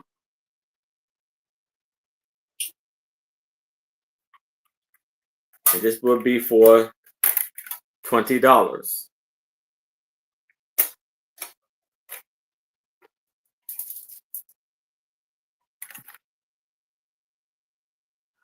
And then unfortunately, his arm is missing in the back.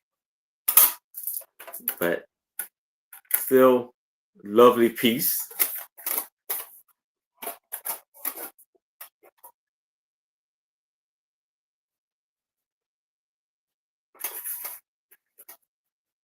And if there's no interest in this, I can move it to the side. And we can move on to my next item, which is a lot of 15 music sheets. These are 15 antique music sheets. And it's going to be an offer up of $20. Now, some of them have kind of got separated from the pages, like this one.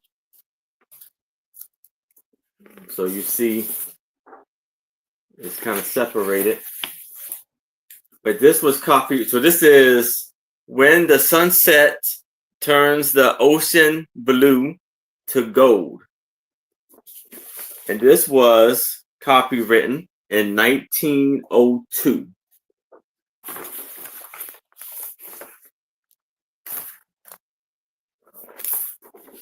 Here we have Always in the Way.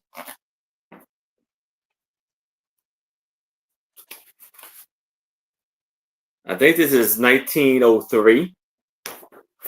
Copywritten. It's in room. Here we have Navajo. 1903.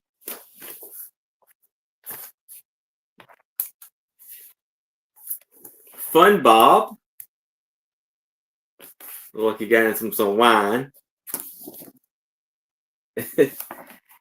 And 1909, I believe. 07. Something like that. And That Old Girl of Mine.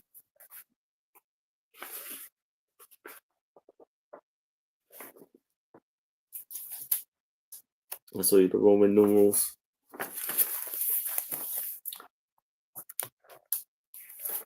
Meet Me in Dreamland.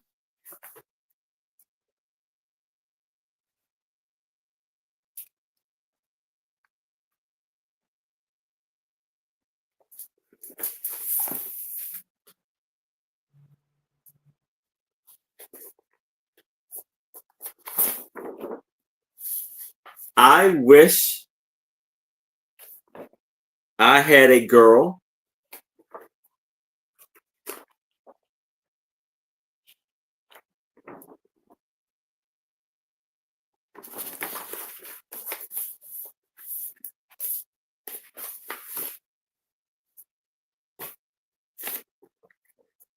Just for the sake of society.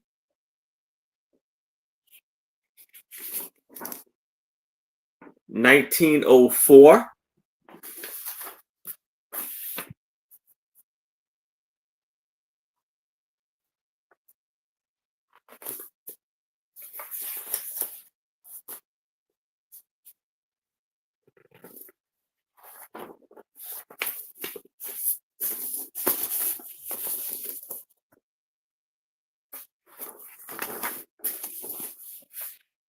Save It for Me.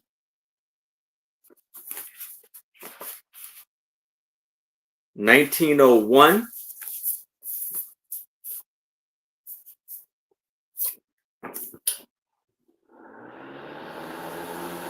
Xander Watts.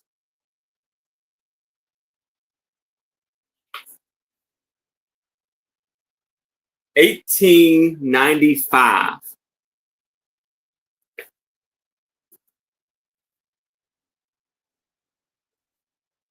Melon.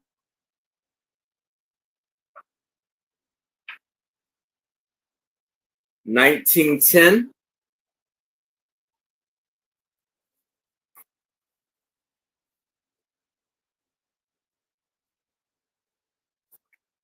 Mara.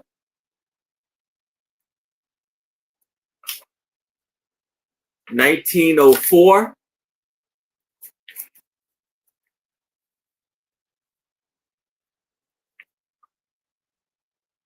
When I Look Into Your Eyes.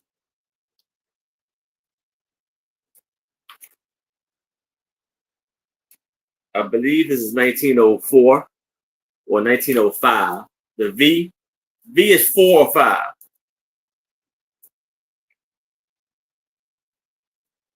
And we have a little boy in blue. 5. 1905. Ivy is 4. In 1902,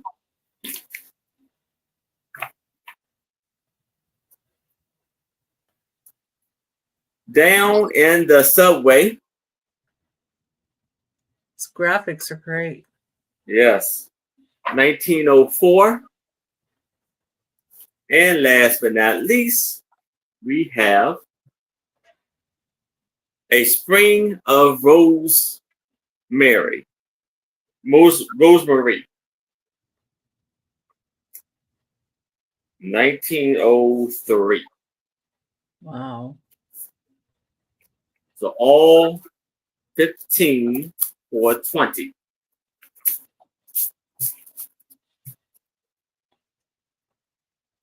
All right here.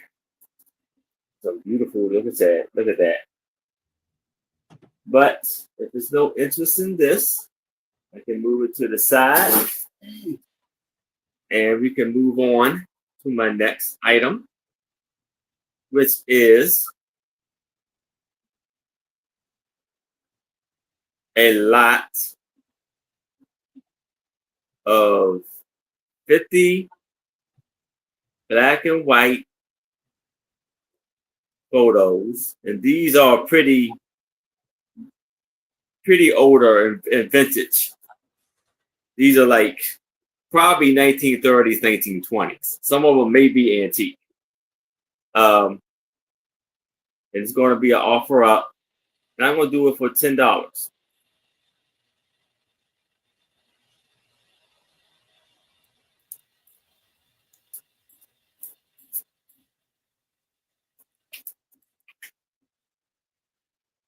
There's some of them. Beautiful pictures too. Yeah.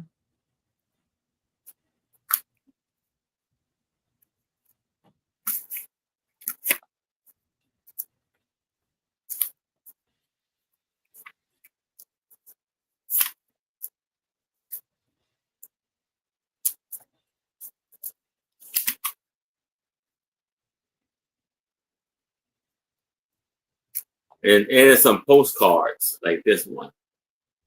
I believe that is antique, the postcard.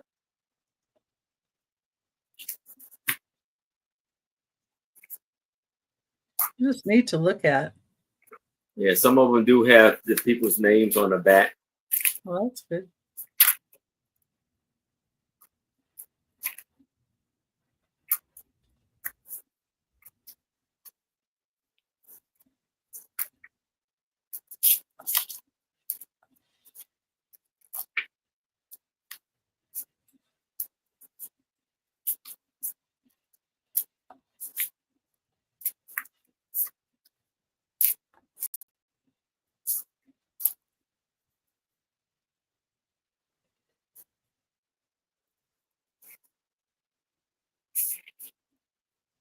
Then the one with the Santa Claus.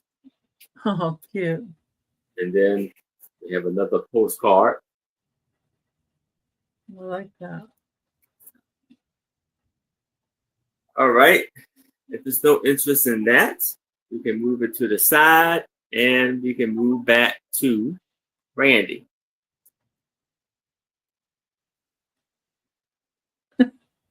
You're muted.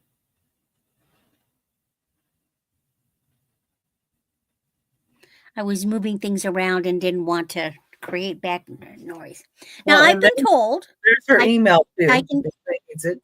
yeah, there's my email, moonvalleycrafts@aol.com. I have been told that I can present these as long as I'm very careful about it. So what I have, come on, enter.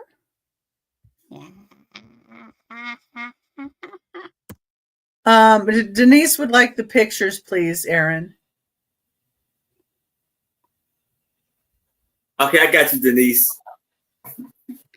I have several issues of 1980s Playboy. Some of them are special edition.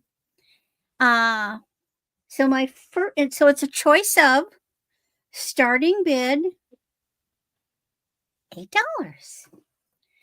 So the first one is 1985, featuring Madonna. Have you ever wanted to see what Madonna looked like in her 20s? She's not a natural blonde. She has hair in her pits. And she's definitely had a boob job. So this one also features Bridget Nielsen. Remember her, Red Sonja? I gotta be back. Yeah, I'm just reading the articles. That's all it is. Well, Little Annie Fanny, you gotta read Little Annie Fanny. Okay, so and it's hard to go thumbing through this. I was looking for like a safe, even the cartoons are, Yeah, I just read it for the cartoons. I promise you, I've read every one. It's all in here. So what you've got? Okay, let me get it. You've got Bridget Nielsen. You've got a article or interview with Billy Crystal.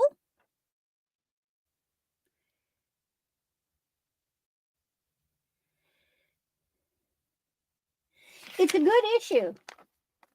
It doesn't disappoint. So there's this one. No, I don't. No Playboy, Playgirl either. So here's Madonna. Then I have May 1988. And let's see who's in here. Oh, okay. Oh, I can show you this one.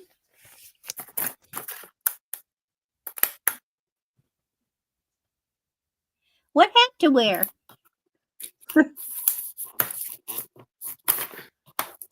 I like that Kiss My. Jack Daniels, Merle. Let's see who's featured in here. They even still have the little ad inserts in here. Oh, well, I got to cover up there. Let me read this. So you've got an interview with Don King. Myth Fitness or Fitness Myth.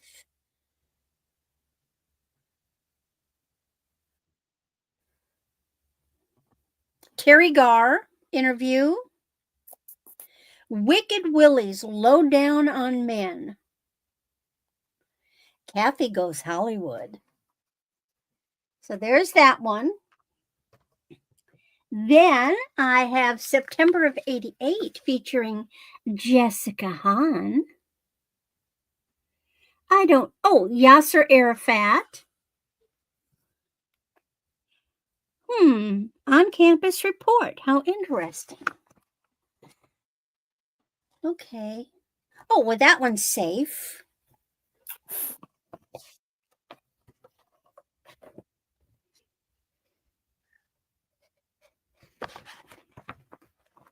Oh, let's see. And Georgia would like Playgirls. No, I don't have this. Tracy, interview with Tracy Ullman. Something about Berry Goldwater.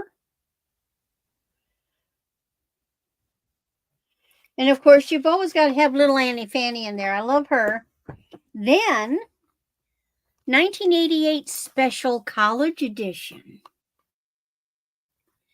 And they feature girls from all different campuses in all different positions in all different outfits. And they're exposing the #1 Playgirl. yeah. Now, Ooh. some of them have a little bit of issue. I mean, obviously, these things have been used. They've been read. So, they're not perfect, but the interiors are in good shape. Let's see who's featured in this one of interest. Whoops, can't show that.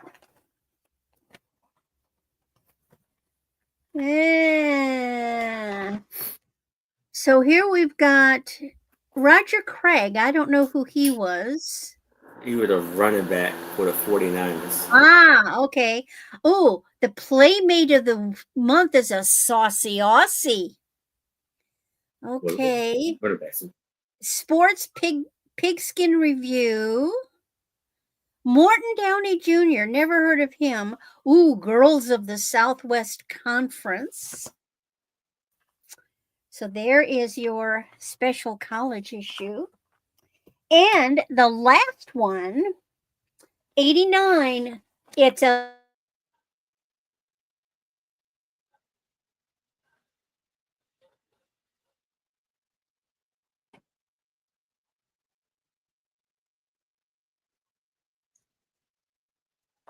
Is that just me or did she freeze? I think she froze. Randy, you froze on us. Yeah. At least it was a good, not too bad of a freeze. Yeah. Well, Randy, if you come back, we keep an eye out for you. Just let us know. I'm going to go to Becky Okay. and see if she can get back together. All right, everyone. Hopefully she comes back soon. This is not as exciting as what she was showing, but it is awful cute. Oh, yeah. Oh. Number 10 is $15 start on this little planter. It's a little mallard. It does have a little bit of. All right. You want to finish that or? That one was so juicy it knocked me offline. Yeah, anyway, go ahead. This one's twice the size of the other one. So it's the 35th anniversary. And I don't dare open it or it'll knock me offline again. But oh boy, has it got this spread in here. Unpin Women mine. of the 60s. Oh, yeah. Sorry. It's okay. But there isn't anything. But the only thing that's safe to show you is the Super Bowl ad.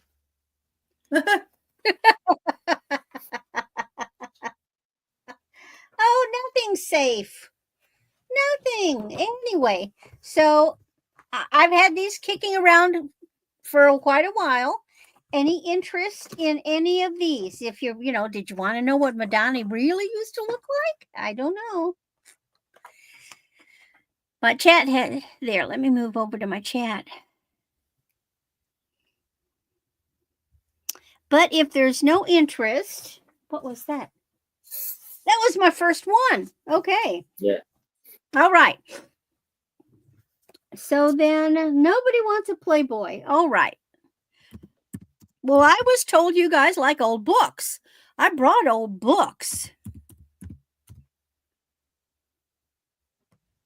Oh, no, let me.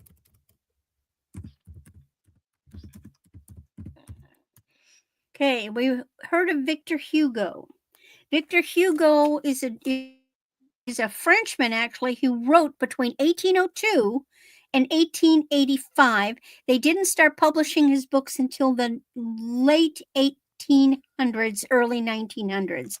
I have 3 books, so it's a choice with a starting bid of $12. I can't find a date in these things. All I know is the information that I got in line. So these are a little rough, but they're not in bad shape. So these are, and you can look them up, Victor Hugo's novels illustrated. This one is Les Miserables. It has it has these beautiful prints And they even get fancy and put the little tissue in. So this is volume 2, part 1 of Les Miserables. I know that, like, when they did the movie of it, and it has throughout, it's mostly printing, but it will have these beautiful prints. I think they're like lithograph.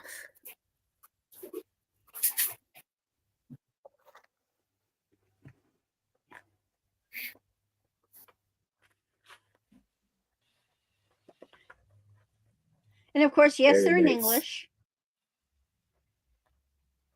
Oh, let me find another. Lovely book.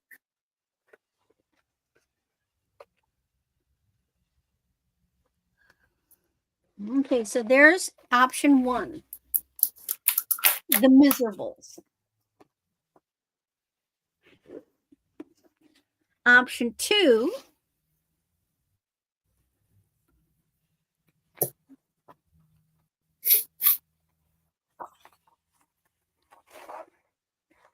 The Toilers of the Sea.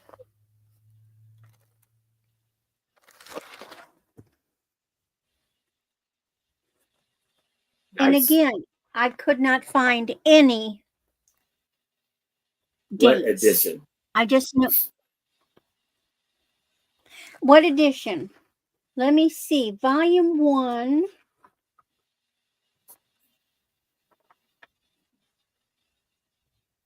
I'm looking to see if it tells me. It doesn't say. This is the only information there is other than the table of contents, which gives a list of contents and a list of illustrations, and that's it. There is no addition in here whatsoever. What does it have for the contents of the stories? Yeah, let me. Well, it's all the one story.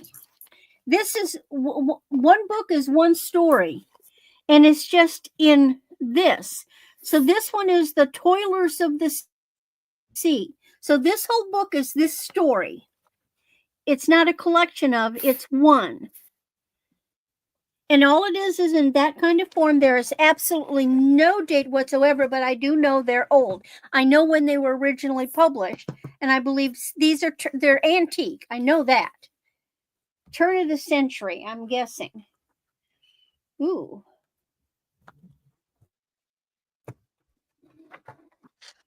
And number 3.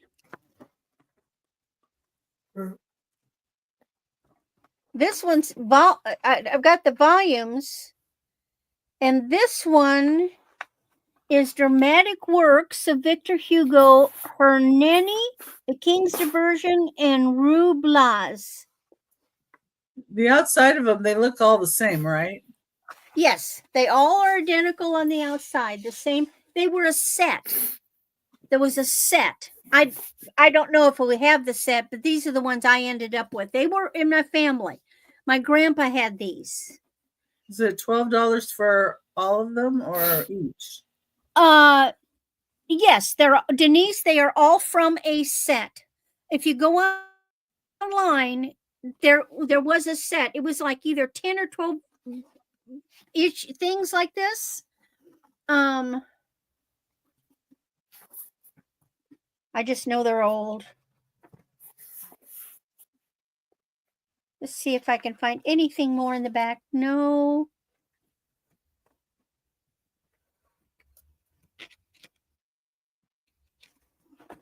Not a thing. So what they are is it's a starting bid of 12. So that would be $12 a piece.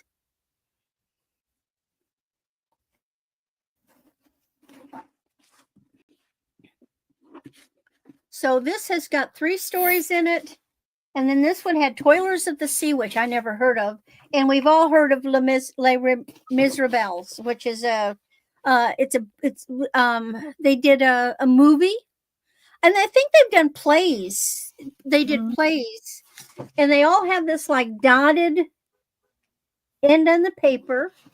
They're in pretty decent shape. The insides are in fine shape. The bindings are good. They're not falling apart inside. I wonder if those are first edition. I'm guessing they're original. I mean, that was when there's no date inside. That means,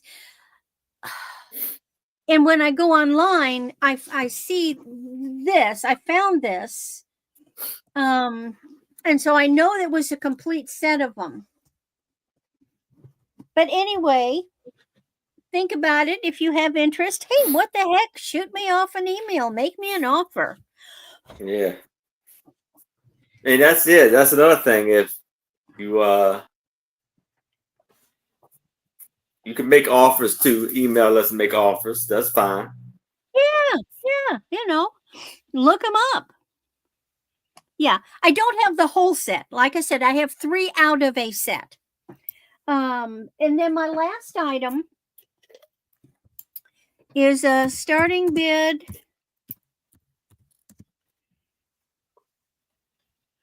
She has 3, Denise. Yeah, 3 of them. I have 3. I know there were more, but I think I only ended up with 3. And that's all I've got. So back in the latter half of the 90s, I worked with a gentleman who was from Bosnia. He had escaped during the war that, the previous war that they had there. And during that period in the late 90s, he went home for a visit. And he came back and he brought me a souvenir. It's a shell casing. Now, I started looking these up. I thought he meant the shell casing was from the war he escaped. But all of the examples I'm finding online, these are shell casings from World War I. Nice. And they're brass. They're from a 20 millimeter.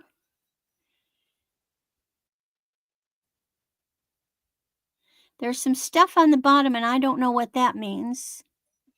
And they decorate them. They print Bosnia, and some have Sarajevo, but this one just says Bosnia. And it's like a little vase. Or you could put hat pins in it, for all I know.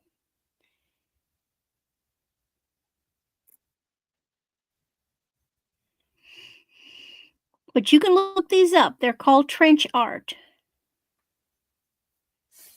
It's really neat.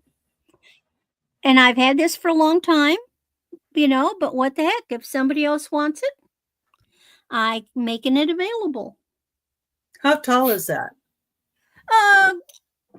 Thank you for asking. Let's measure it. So it's 4.5 inches. Well, that's a good It'll size. blow your head off. Yeah. Denise is in at 20. Okay.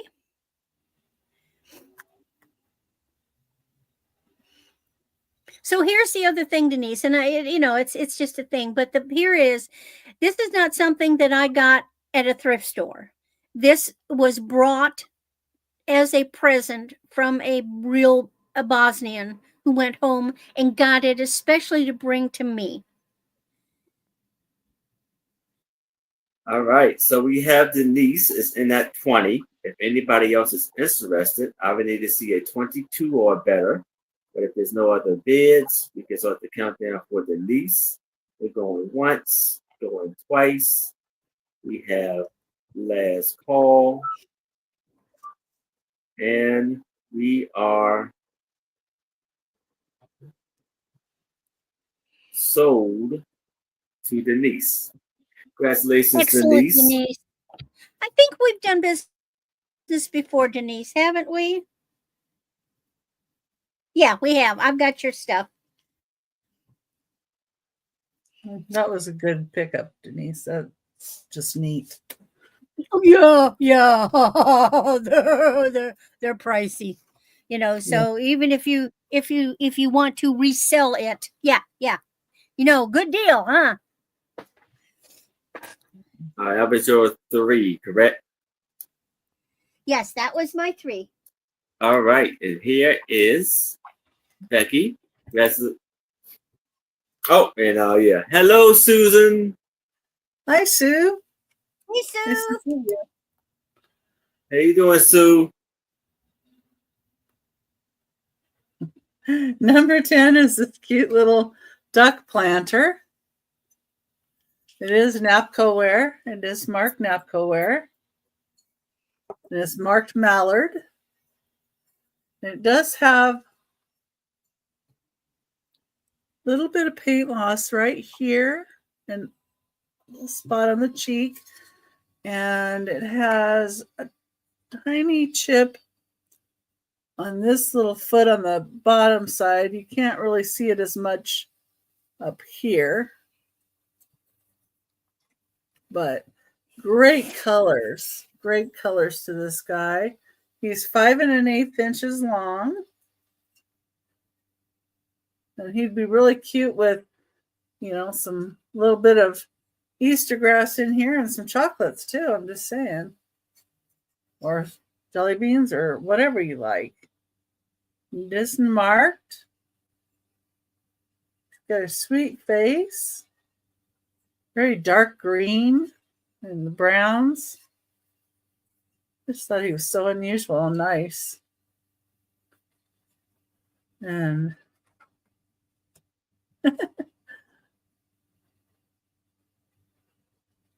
okay. Number 10 is $15. Yeah, I haven't gone the Apple way because I really like my phone. I hope it doesn't ever quit. But yeah, I've heard other people trying to use the Apple phone have difficulty. My mom's guy has an Apple because his sister sent it to him and he has all kinds of difficulties. So good luck, Sue. Number 11. Hopefully you can keep both. This is a start of $4 for choice. Postcard book, the little booklets. Again, this one has Bridges of San Francisco Bay. And we have Greetings from the Busch Gardens. We've got Greetings from California Missions. I have 2 of the California Redwoods. And I have one of Cleveland, Ohio. There's the Grand Coulee Dam. We have Lake Tahoe. Louisville, Kentucky. Like this one with got Louisville, Kentucky. And it's got some horses.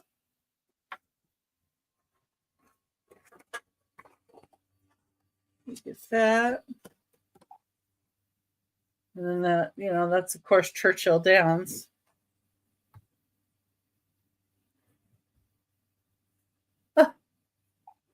You have Scenic Oregon.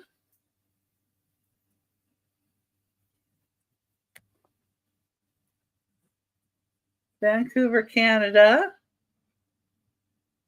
And Virginia City, Nevada. And you haven't got my box yet, have you, Sue? You and Denise both have boxes that you need to open when they get there.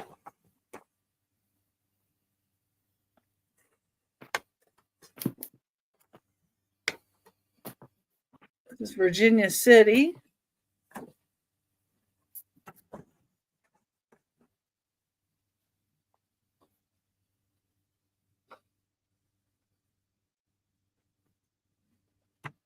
I was at a place that my favorite Mexican food restaurant. And somebody came in from DoorDash and they said, well, we don't do DoorDash anymore. So who knows? This is Vancouver.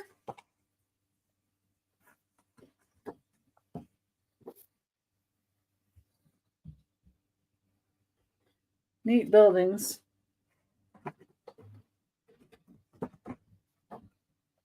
He's sitting out on a fence. I don't know how she got up there.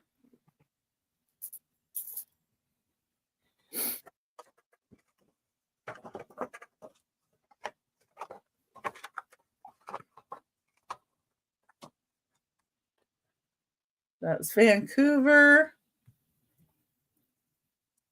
And of course, Oregon.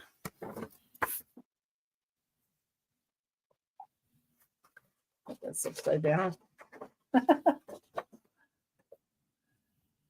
Oh, that's Crater Lake. I love Crater Lake.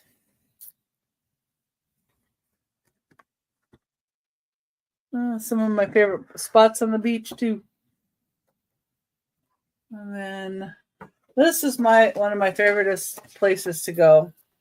That's Multnomah Falls. It's up by Portland. So that's in Oregon. Very pretty. They just wanted the Wrath of Sioux. That's why they canceled. Oh, Churchill Downs. I already showed you the Kentucky one, Louisville, Kentucky. And this is Lake Tahoe. Back is pretty. And lots of pictures.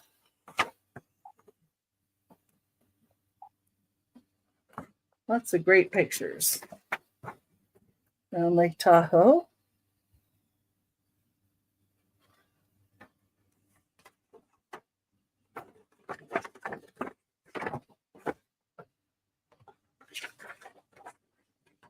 That's so frustrating when they cancel on you and you can't do anything about it.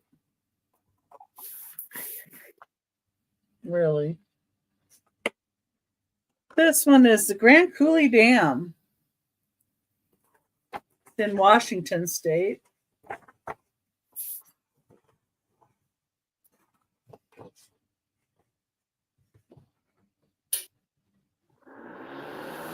This even shows some of the interior workings.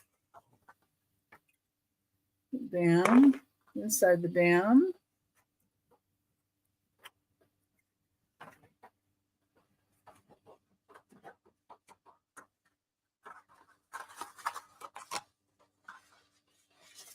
And a lot of them have, stuff about them. Some of them will even have maps inside. It's kind of neat. And we've got Cleveland, Ohio. Cleveland at night. That's kind of neat. Let's see.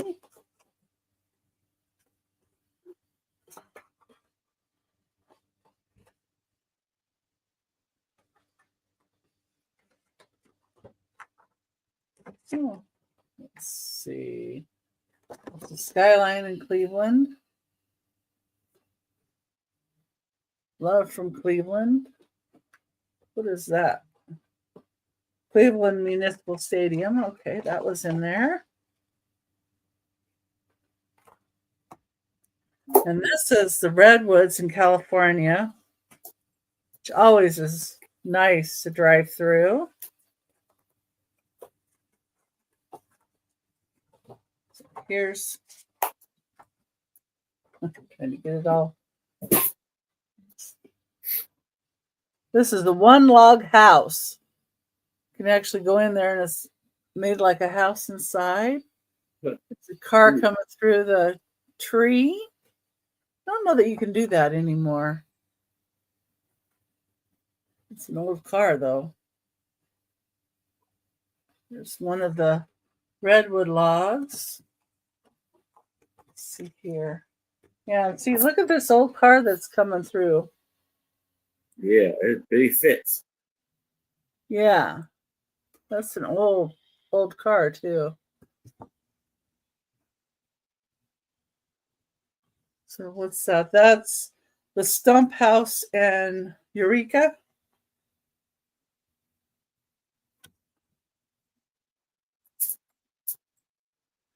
Pictures of the ocean right there too.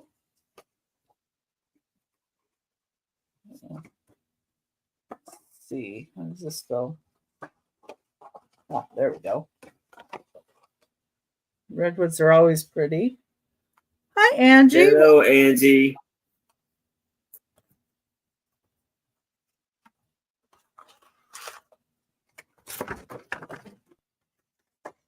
And this one is all 21 missions from California. So they have, some of these have like double pictures on them.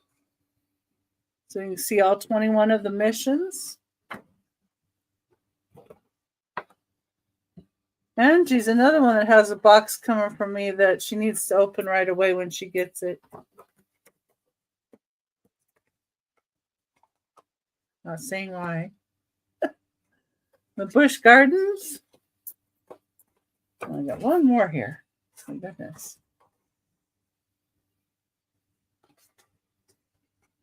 The Busch Gardens, they've added a Clydesdale one. That was the postcard that they sent to the people.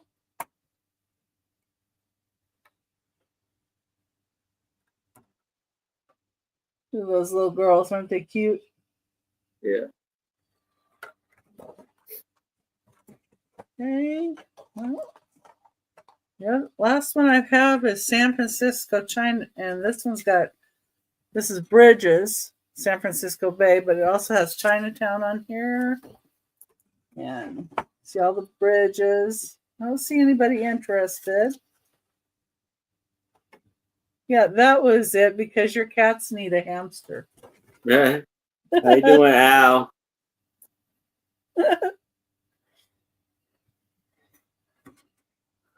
Yeah. Yeah, I think that Angie's cats would have fun with the hamster, Al. So, yeah. No. Poor hamster. Anyway, okay, that was number 11. Let's see anybody in for those. Let me go up on here so I can. Can't even imagine. The cats would go crazy. So would Denise's dogs, though, you know. Mm. And Sue's. Number 12 is actually kind of a rock. So here's my rock. My rock is a turtle. Nice. Has the black base, and then they've got abalone on the top. And then this looks like jasper, like around here. So he's 4 1/8 inches long. He's got like a black stone. And then the abalone, like I said, on the top. And then this is a type of jasper, it looks like to me. And 4 1/8 inches long. That's what the underneath looks like, where they've cut it, the stone.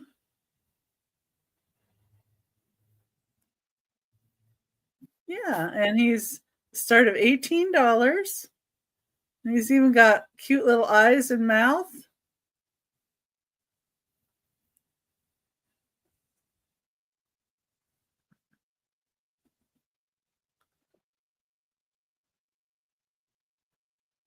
Very nice. Very shiny. Beautiful. Well, that was number 12. $18. I don't see anybody in for that. So Moving on. move back over to you. All right. All right. Thank We you. have a bit of a Becky. lag, but Yeah. Thank you for looking, everybody. All right, so I have a choice of 4 metal airplane banks. It's going to be an offer up of $10.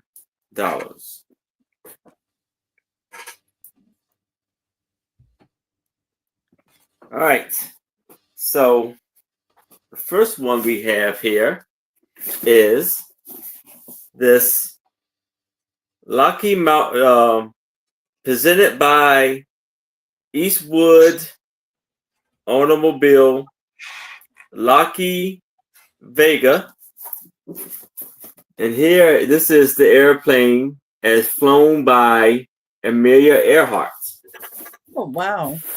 Yes. So this was produced in 1992.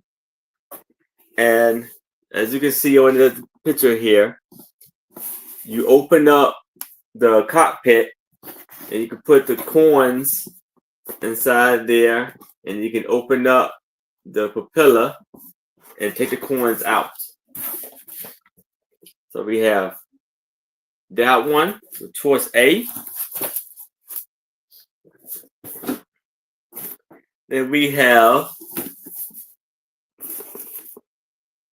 Collector Series Harley Davidson Vintage Airplane Bank 1.32 scale. So we have that one. This is 92 also. So that will be B. Then we have Shell Airplane Bank. Limited edition, model number 1. Big cast metal. This was 1992 also. And U.S. Army Air Corps Lucky Vega. Big cast metal collector series bank. And actually has a number you can call right there. And this was 1992 also. So would you like this could be D. Right, it's for $10. C.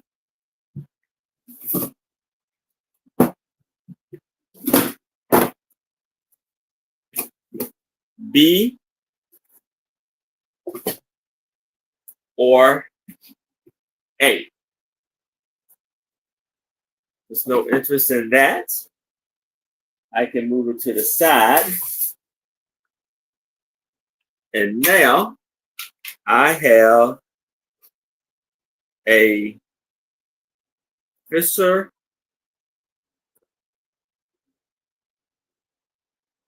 Price toy airplane.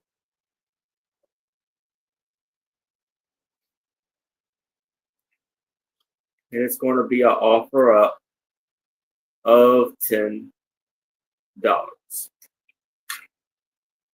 So it's a very fancy, cool airplane right here.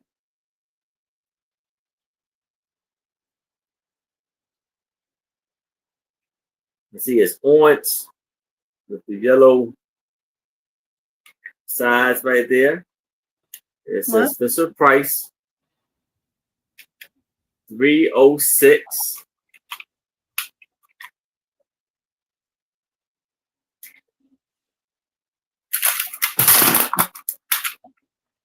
And this was produced in 1974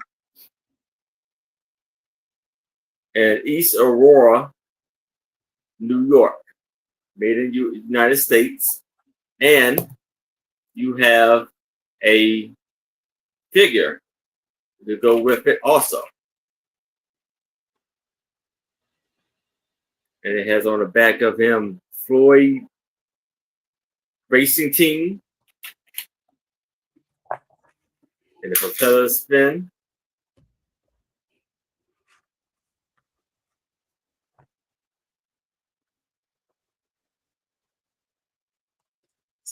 It's nice that the little guy comes out because they like to play with the little guys too. Yeah. So you see they have the landing strip wheels on the bottom. But if there's no interest in this, we can move that to the side. And now I have a binder of postcards of, I believe, 84 postcards. And it's going to be an offer up of $10.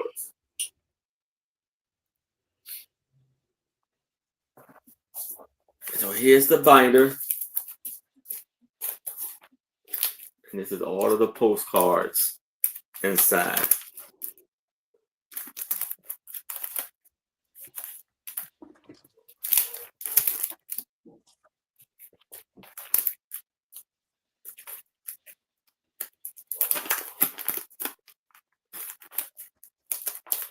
Some of them may be antique. Some of them are black and white. Most of them are like the linen postcards, or from the 40s and 50s.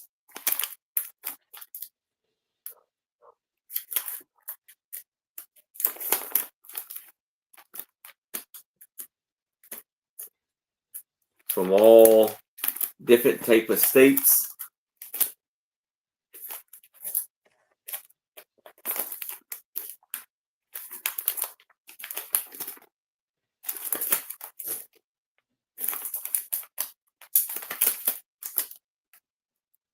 New Jersey.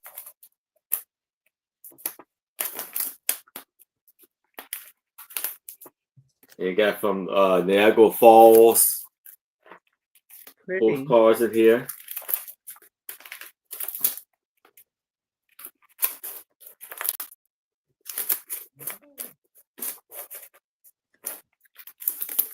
And there you go. I like the rainbow effect on that one. Yeah. This is for $10, but if there's no interest in that, we can move it to the side and we can move back to Randy, and this will be our last round. Oh, shoot. Did you kick her out? Yeah. Yeah, I just, yeah. Okay, and here is Randy. Yes. Well, I'm sitting here giggling because our little ginger male kitty, hubby, got up and went to the bathroom, and so the little guy's been trying to come in. He's been banging at my door, but I don't let him in because he gets into stuff. And so I've been sitting here listening to the ongoing conversation between my husband and the cat. So apparently hubby's letting him come in his room if he promises to be a good boy. Okay, so back in the late 60s, from 68 to 70, I was in college and I was taking ceramics classes. And I never made things with the intention to sell them. I was basically made pieces and my parents got them all. But of course, they're gone, and these are pieces that I've had, but it's time to spread the joy, if people are interested. So I brought a few pieces with me here. So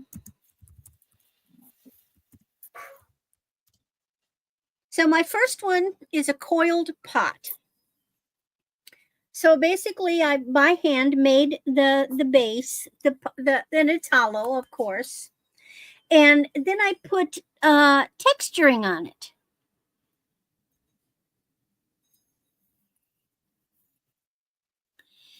And then I figured, well, you know, it needs like spouts. So I made these little funny coil things on the top.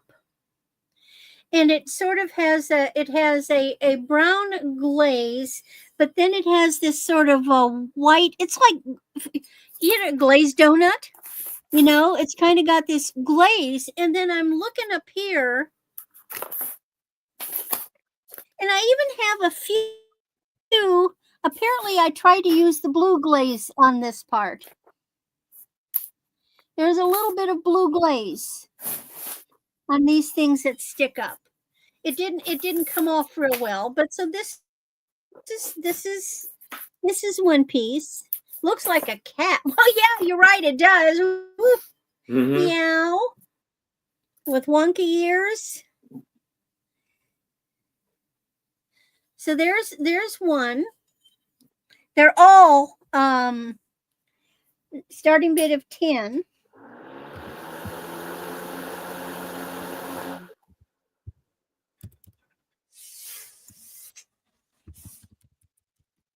So the cat's been kicked out of hubby's room. He's scratching at my door. So then, for some reason, I decided we needed a wine jug, right? So here's one that I made. And I put the little side pieces on so you could like put cord through it and hang it, you know, like a canteen. And this one has got the brown with the blue glaze.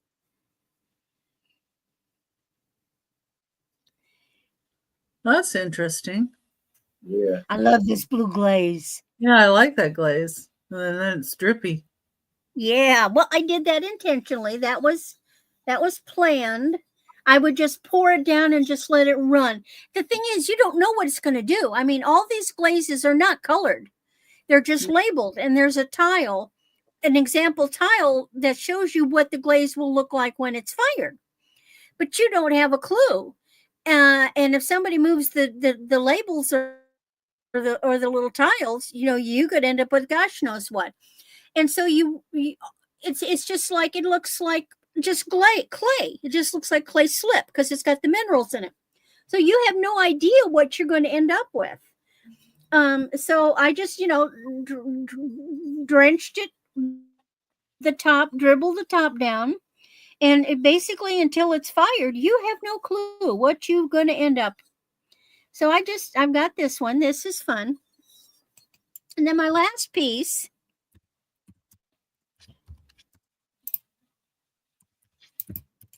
is my version of a paper bag.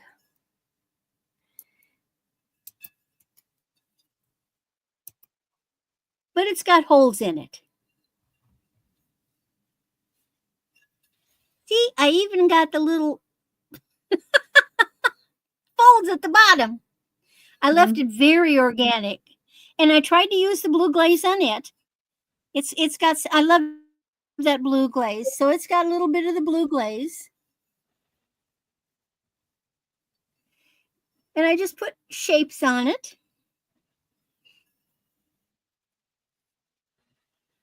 So it'll hold a dry arrangement, but you can't use it as a vase. I didn't glaze the inside. Ooh, I've got some dust, free dust inside. And it's a pretty rough in there. But I didn't smooth it down. But I left this one is pretty rough. I liked it that way. Nice. So there they are. A little bit of my history. And that's my 3 of my last round. All right. Thank you, Randy. And here is Becky. Okay. I'm going to change my camera here and let's see how these go. I'm going to have to probably show you one at a time the other way, but we'll just do this and so you can see how many they are.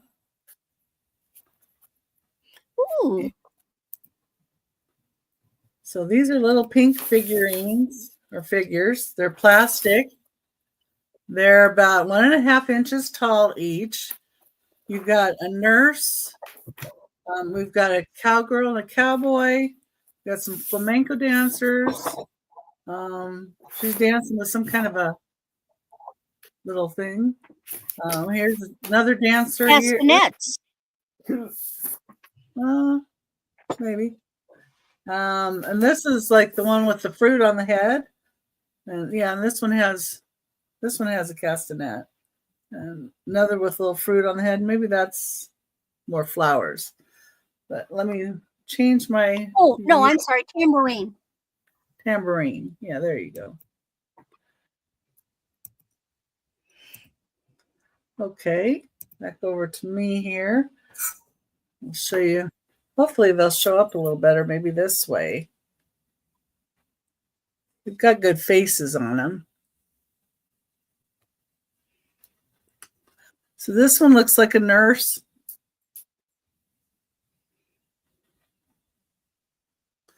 And you get all 11 of them for $15 start. Little cowgirl.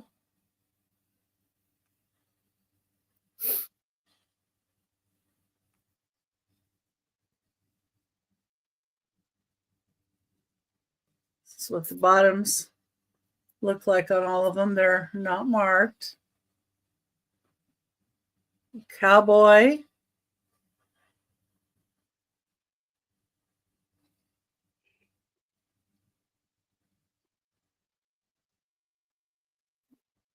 Very nice. Cool. And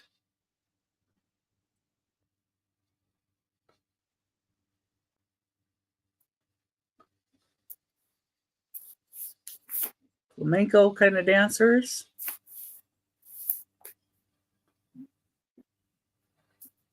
And if anybody wants certain ones, if nobody wants all of them together, we could do them at $2 a piece.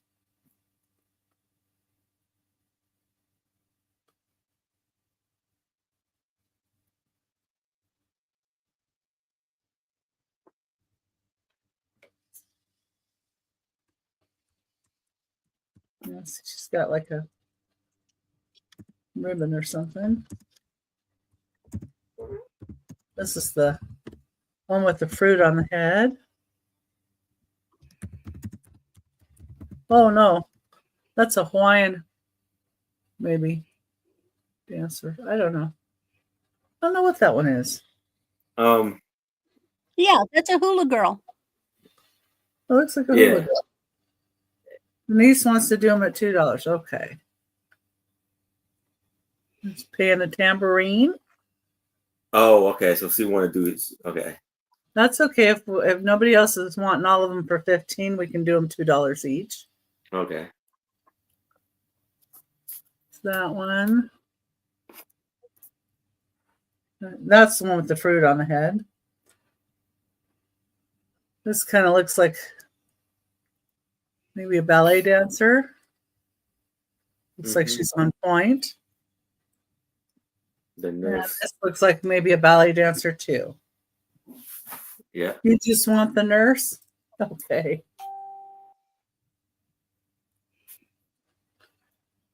Just want the nurse. Okay. Is there anybody else that would like any of the others?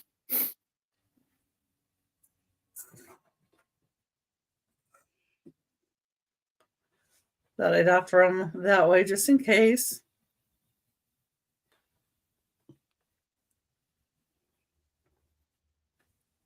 Okay. Go my next item. We can count it down to Denise. All right. For the nurse. We're going once.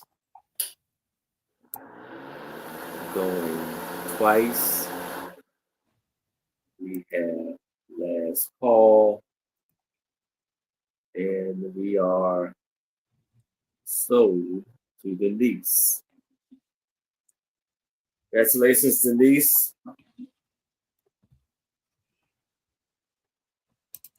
Okay, I'll get my next item here. There we go. I was putting the wrong item up. I don't know what's with me today. It's the second time I tried to do that. Well, the other one, I put the right item up, but was trying to show the wrong one. You're welcome, Denise. I'm glad somebody likes them. Yes. Number 14 is going to be an $18 start. It is for this blown glass duck. Oh, wow. It's clear glass with green inside with all this lovely Bullicante controlled bubbles. It has a sticker on it. It is glasswork. It's Grana Glashida, Sweden. It's handmade from Sweden.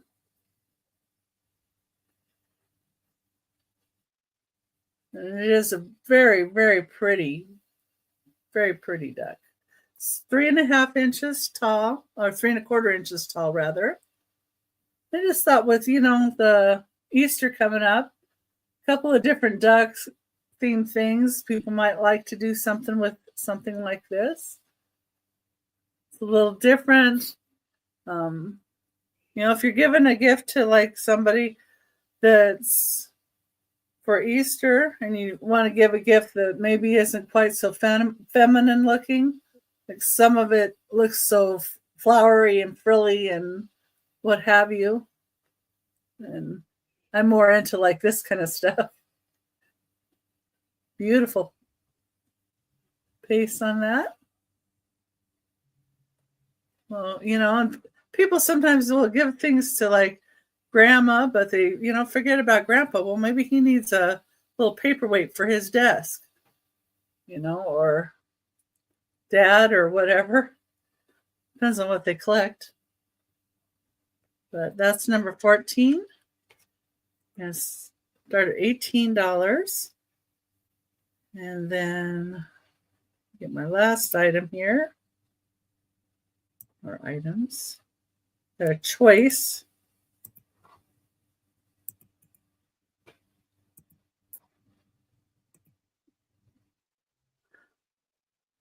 Plus, we've got birthdays and other holidays coming up too. So it's always nice to have a choice of items.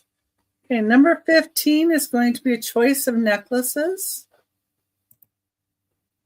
And first one is going to be this 32-inch long necklace. These are nicer pearls. They're not like plastic, but I believe they're probably faux, I would think.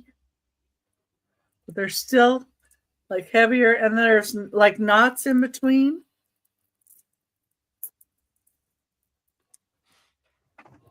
And then it has this really pretty clasp. So, this kind of clasp too is a really nice one. And it doesn't say who made it.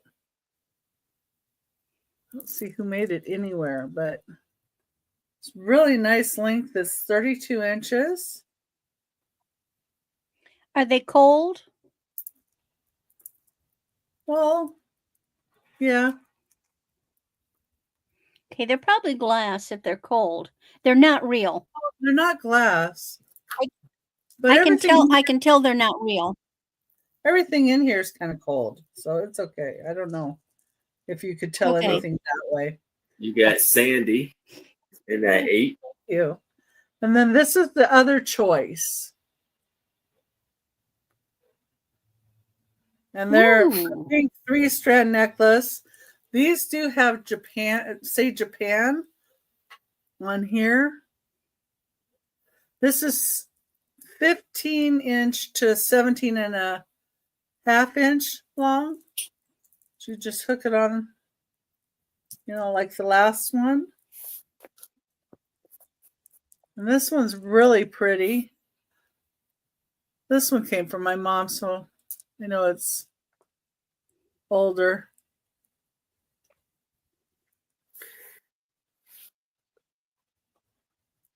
But I like the beads in here, and I like the separator beads. So it's a choice of either one, and we can count it down for Sandy. All right. So if anybody else is interested, I would need to see a 9 or better. But if there's no other bids, I can start the countdown for Sandy. So we're going once, going twice. We have last call. And we are sold to Sandy. Congratulations, Sandy. Which one or ones would you like?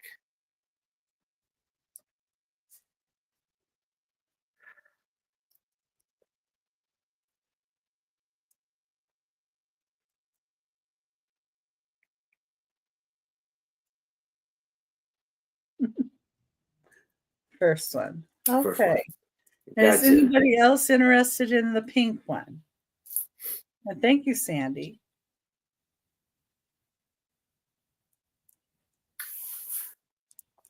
All right. If y'all do decide that you want one, want the other one, please let us know. And now I have a lot of 2 manual. You're welcome. Books,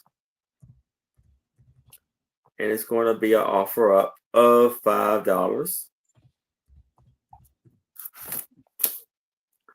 So the first one here we have classified status, sis, and here this was printed and produced in 1935. And it has the Classification Act of 1923, Joint Revolution of June 7th, 1924, Welch Act, Brookhart Act, transfer of Personal Classification Board to Civil Service Committee. This was the U.S. Civil Service Committee put this out. So this kind of goes through everything. And the other is this National Park Field Manual for Museums. I couldn't find a copywritten page in here.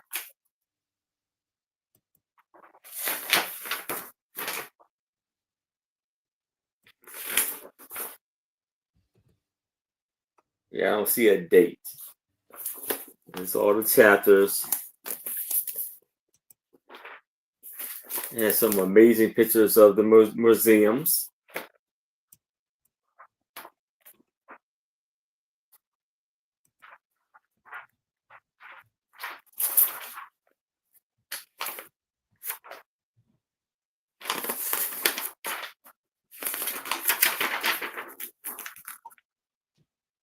Yeah.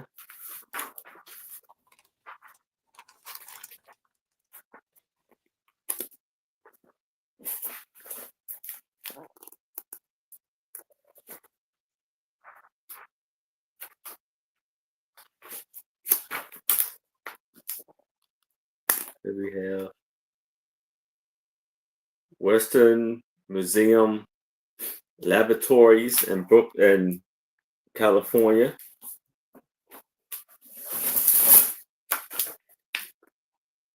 All there. So for the both of these, it's $5. But if it's no interest in this, I can move it to the side. And now I have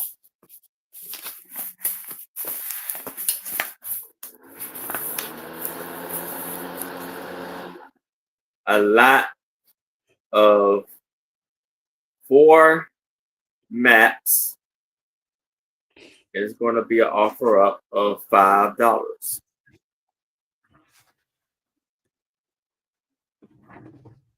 So here we have a map of India and Burma. This is the National Geographic magazine.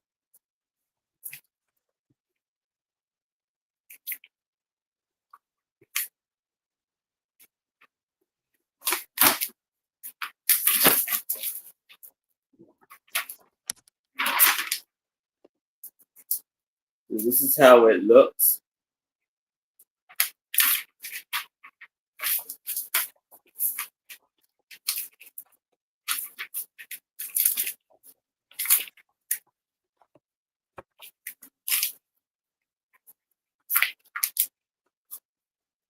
There we have Fuji Islands.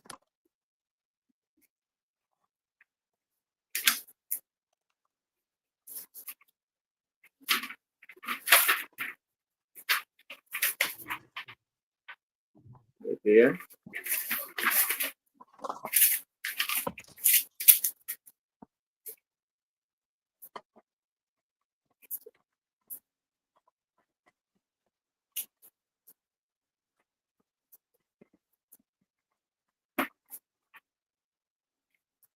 And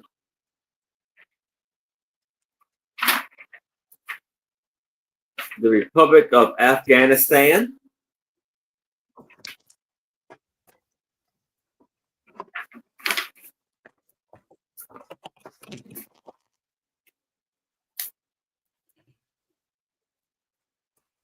Oh, another Afghanistan map.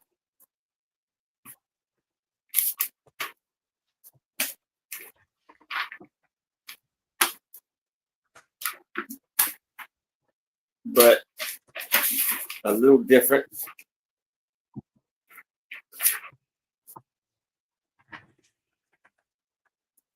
Good. Topographical. Yeah, I think it is that. And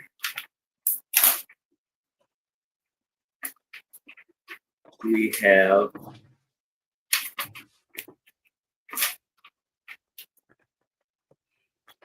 I believe this is, I don't know what this is. Joint Operation Graphic Ground.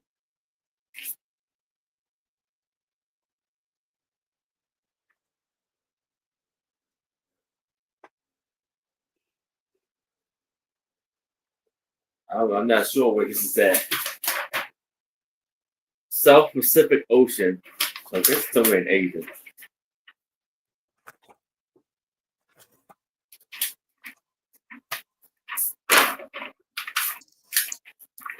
So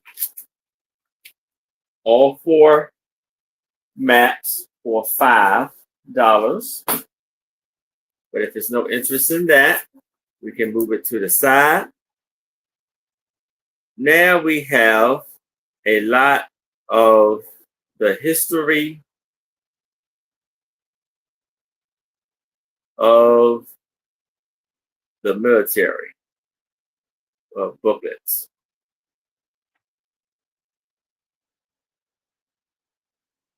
And we're going to do an offer up of $5.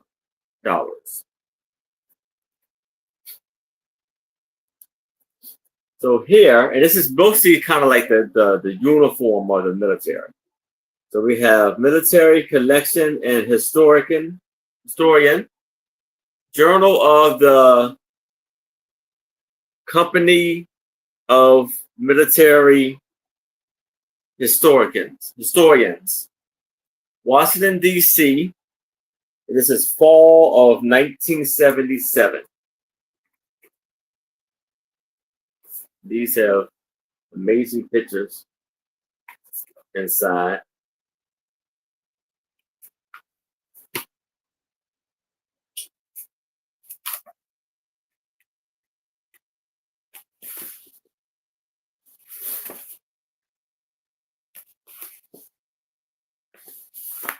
And that's one. Then we have spring of 1977.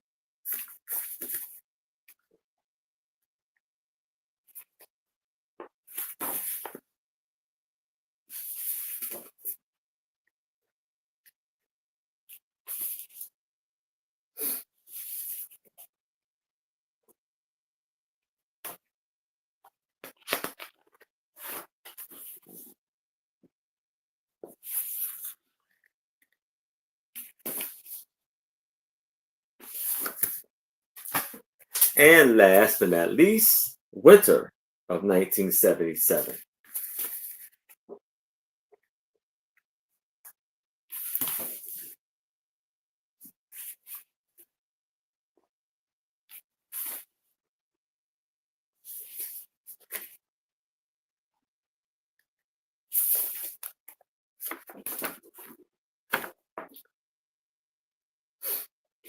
So we have 1,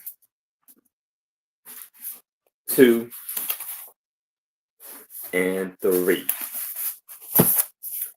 But if there's no interest in these, I can move it to the side. And that is all of our items for tonight. And I can bring it to Randy if there's anything she would like to say before we go. Absolutely. Thank you so much, everybody. Hey, let me know in email if there's anything specifically you're interested in. I hope to be back with Erin again. So on Mondays, I'm moderator for Sunshine Ambrosina. We go at 7 a.m. I mean, 7, haha, yeah, 7 p.m. Central. And on Thursdays, before Becky and I am with Marzena, Sunshine Ambrosina at 5 o'clock Central. Of course, every Thursday, Becky and I try to get into as much trouble as we can get. And we're booking guests, so we'd love to have people. I will be with on the Friends on Tuesday. Becky, I think, will be there as well. And then I've got the Dawn and Teresa do their members auction on the 18th. And then I am with Johnny on one of his, I think it's the traffic jam, on the 25th. I'll be doing my invoicing probably tomorrow. Try to, of course, again, if I have your information, I'm still needing Sandy's. Get those invoices. And basically, as soon as I have a paid invoice in hand, why, then it goes out the very next day. I'm lucky. I get my mail picked up right from my mailbox. And so far, that's been working really good. I love being here and loved seeing y'all. And thank you so much for your patronage. All right. Thank you, Randy. And here is Becky. You're muted. Yeah. Of course. I was just saying, thank you everybody for being here. We so appreciate you coming. And we love it when you can chat. And even if you're sitting back and just kind of listening and watching, we like that too. And don't forget to leave a comment after the show for Aaron and to give him thumbs up, because it really does help him. And I am going to start invoicing tomorrow. And then, as soon as I get the payment in, I usually get it out the next day, or, well, I send hubby to the post office with it. Let's get real. Most of the time I make him go because I don't like to leave it out here. Yeah, I'd have porch pirates. No, not a good thing. But I'm here on Saturdays with Aaron, and I love the time here with him. And hopefully Anitra can join us next time. This Thursday, I'm going to be with Randy, of course, Moon Valley Crafts, and we're going to have Angie's Oddities join us. So that should be fun. And on Mondays, I do Whatnot, and that's at 6 p.m. Pacific, 9 p.m. Eastern. The 11th, I am doing Friends Sewing with Friends, so Randy and I will both be there. And on Wednesday, the 12th, I'm going to be on Sandy and Otto Trish's channel. So that'll be fun as well. And I look forward to seeing you guys there and in the chat. Denise, well, that might be a little far for him to go. I'm sorry, Denise. Otherwise, I'd ship him. Some days I would really ship him. But most of the time, he's a good guy, really. Honestly, he cooks for me, you can't complain about that, right? But anyway, and yeah, be sure and leave the thumbs up and do a comment after if you can at all possible for Aaron. Yes.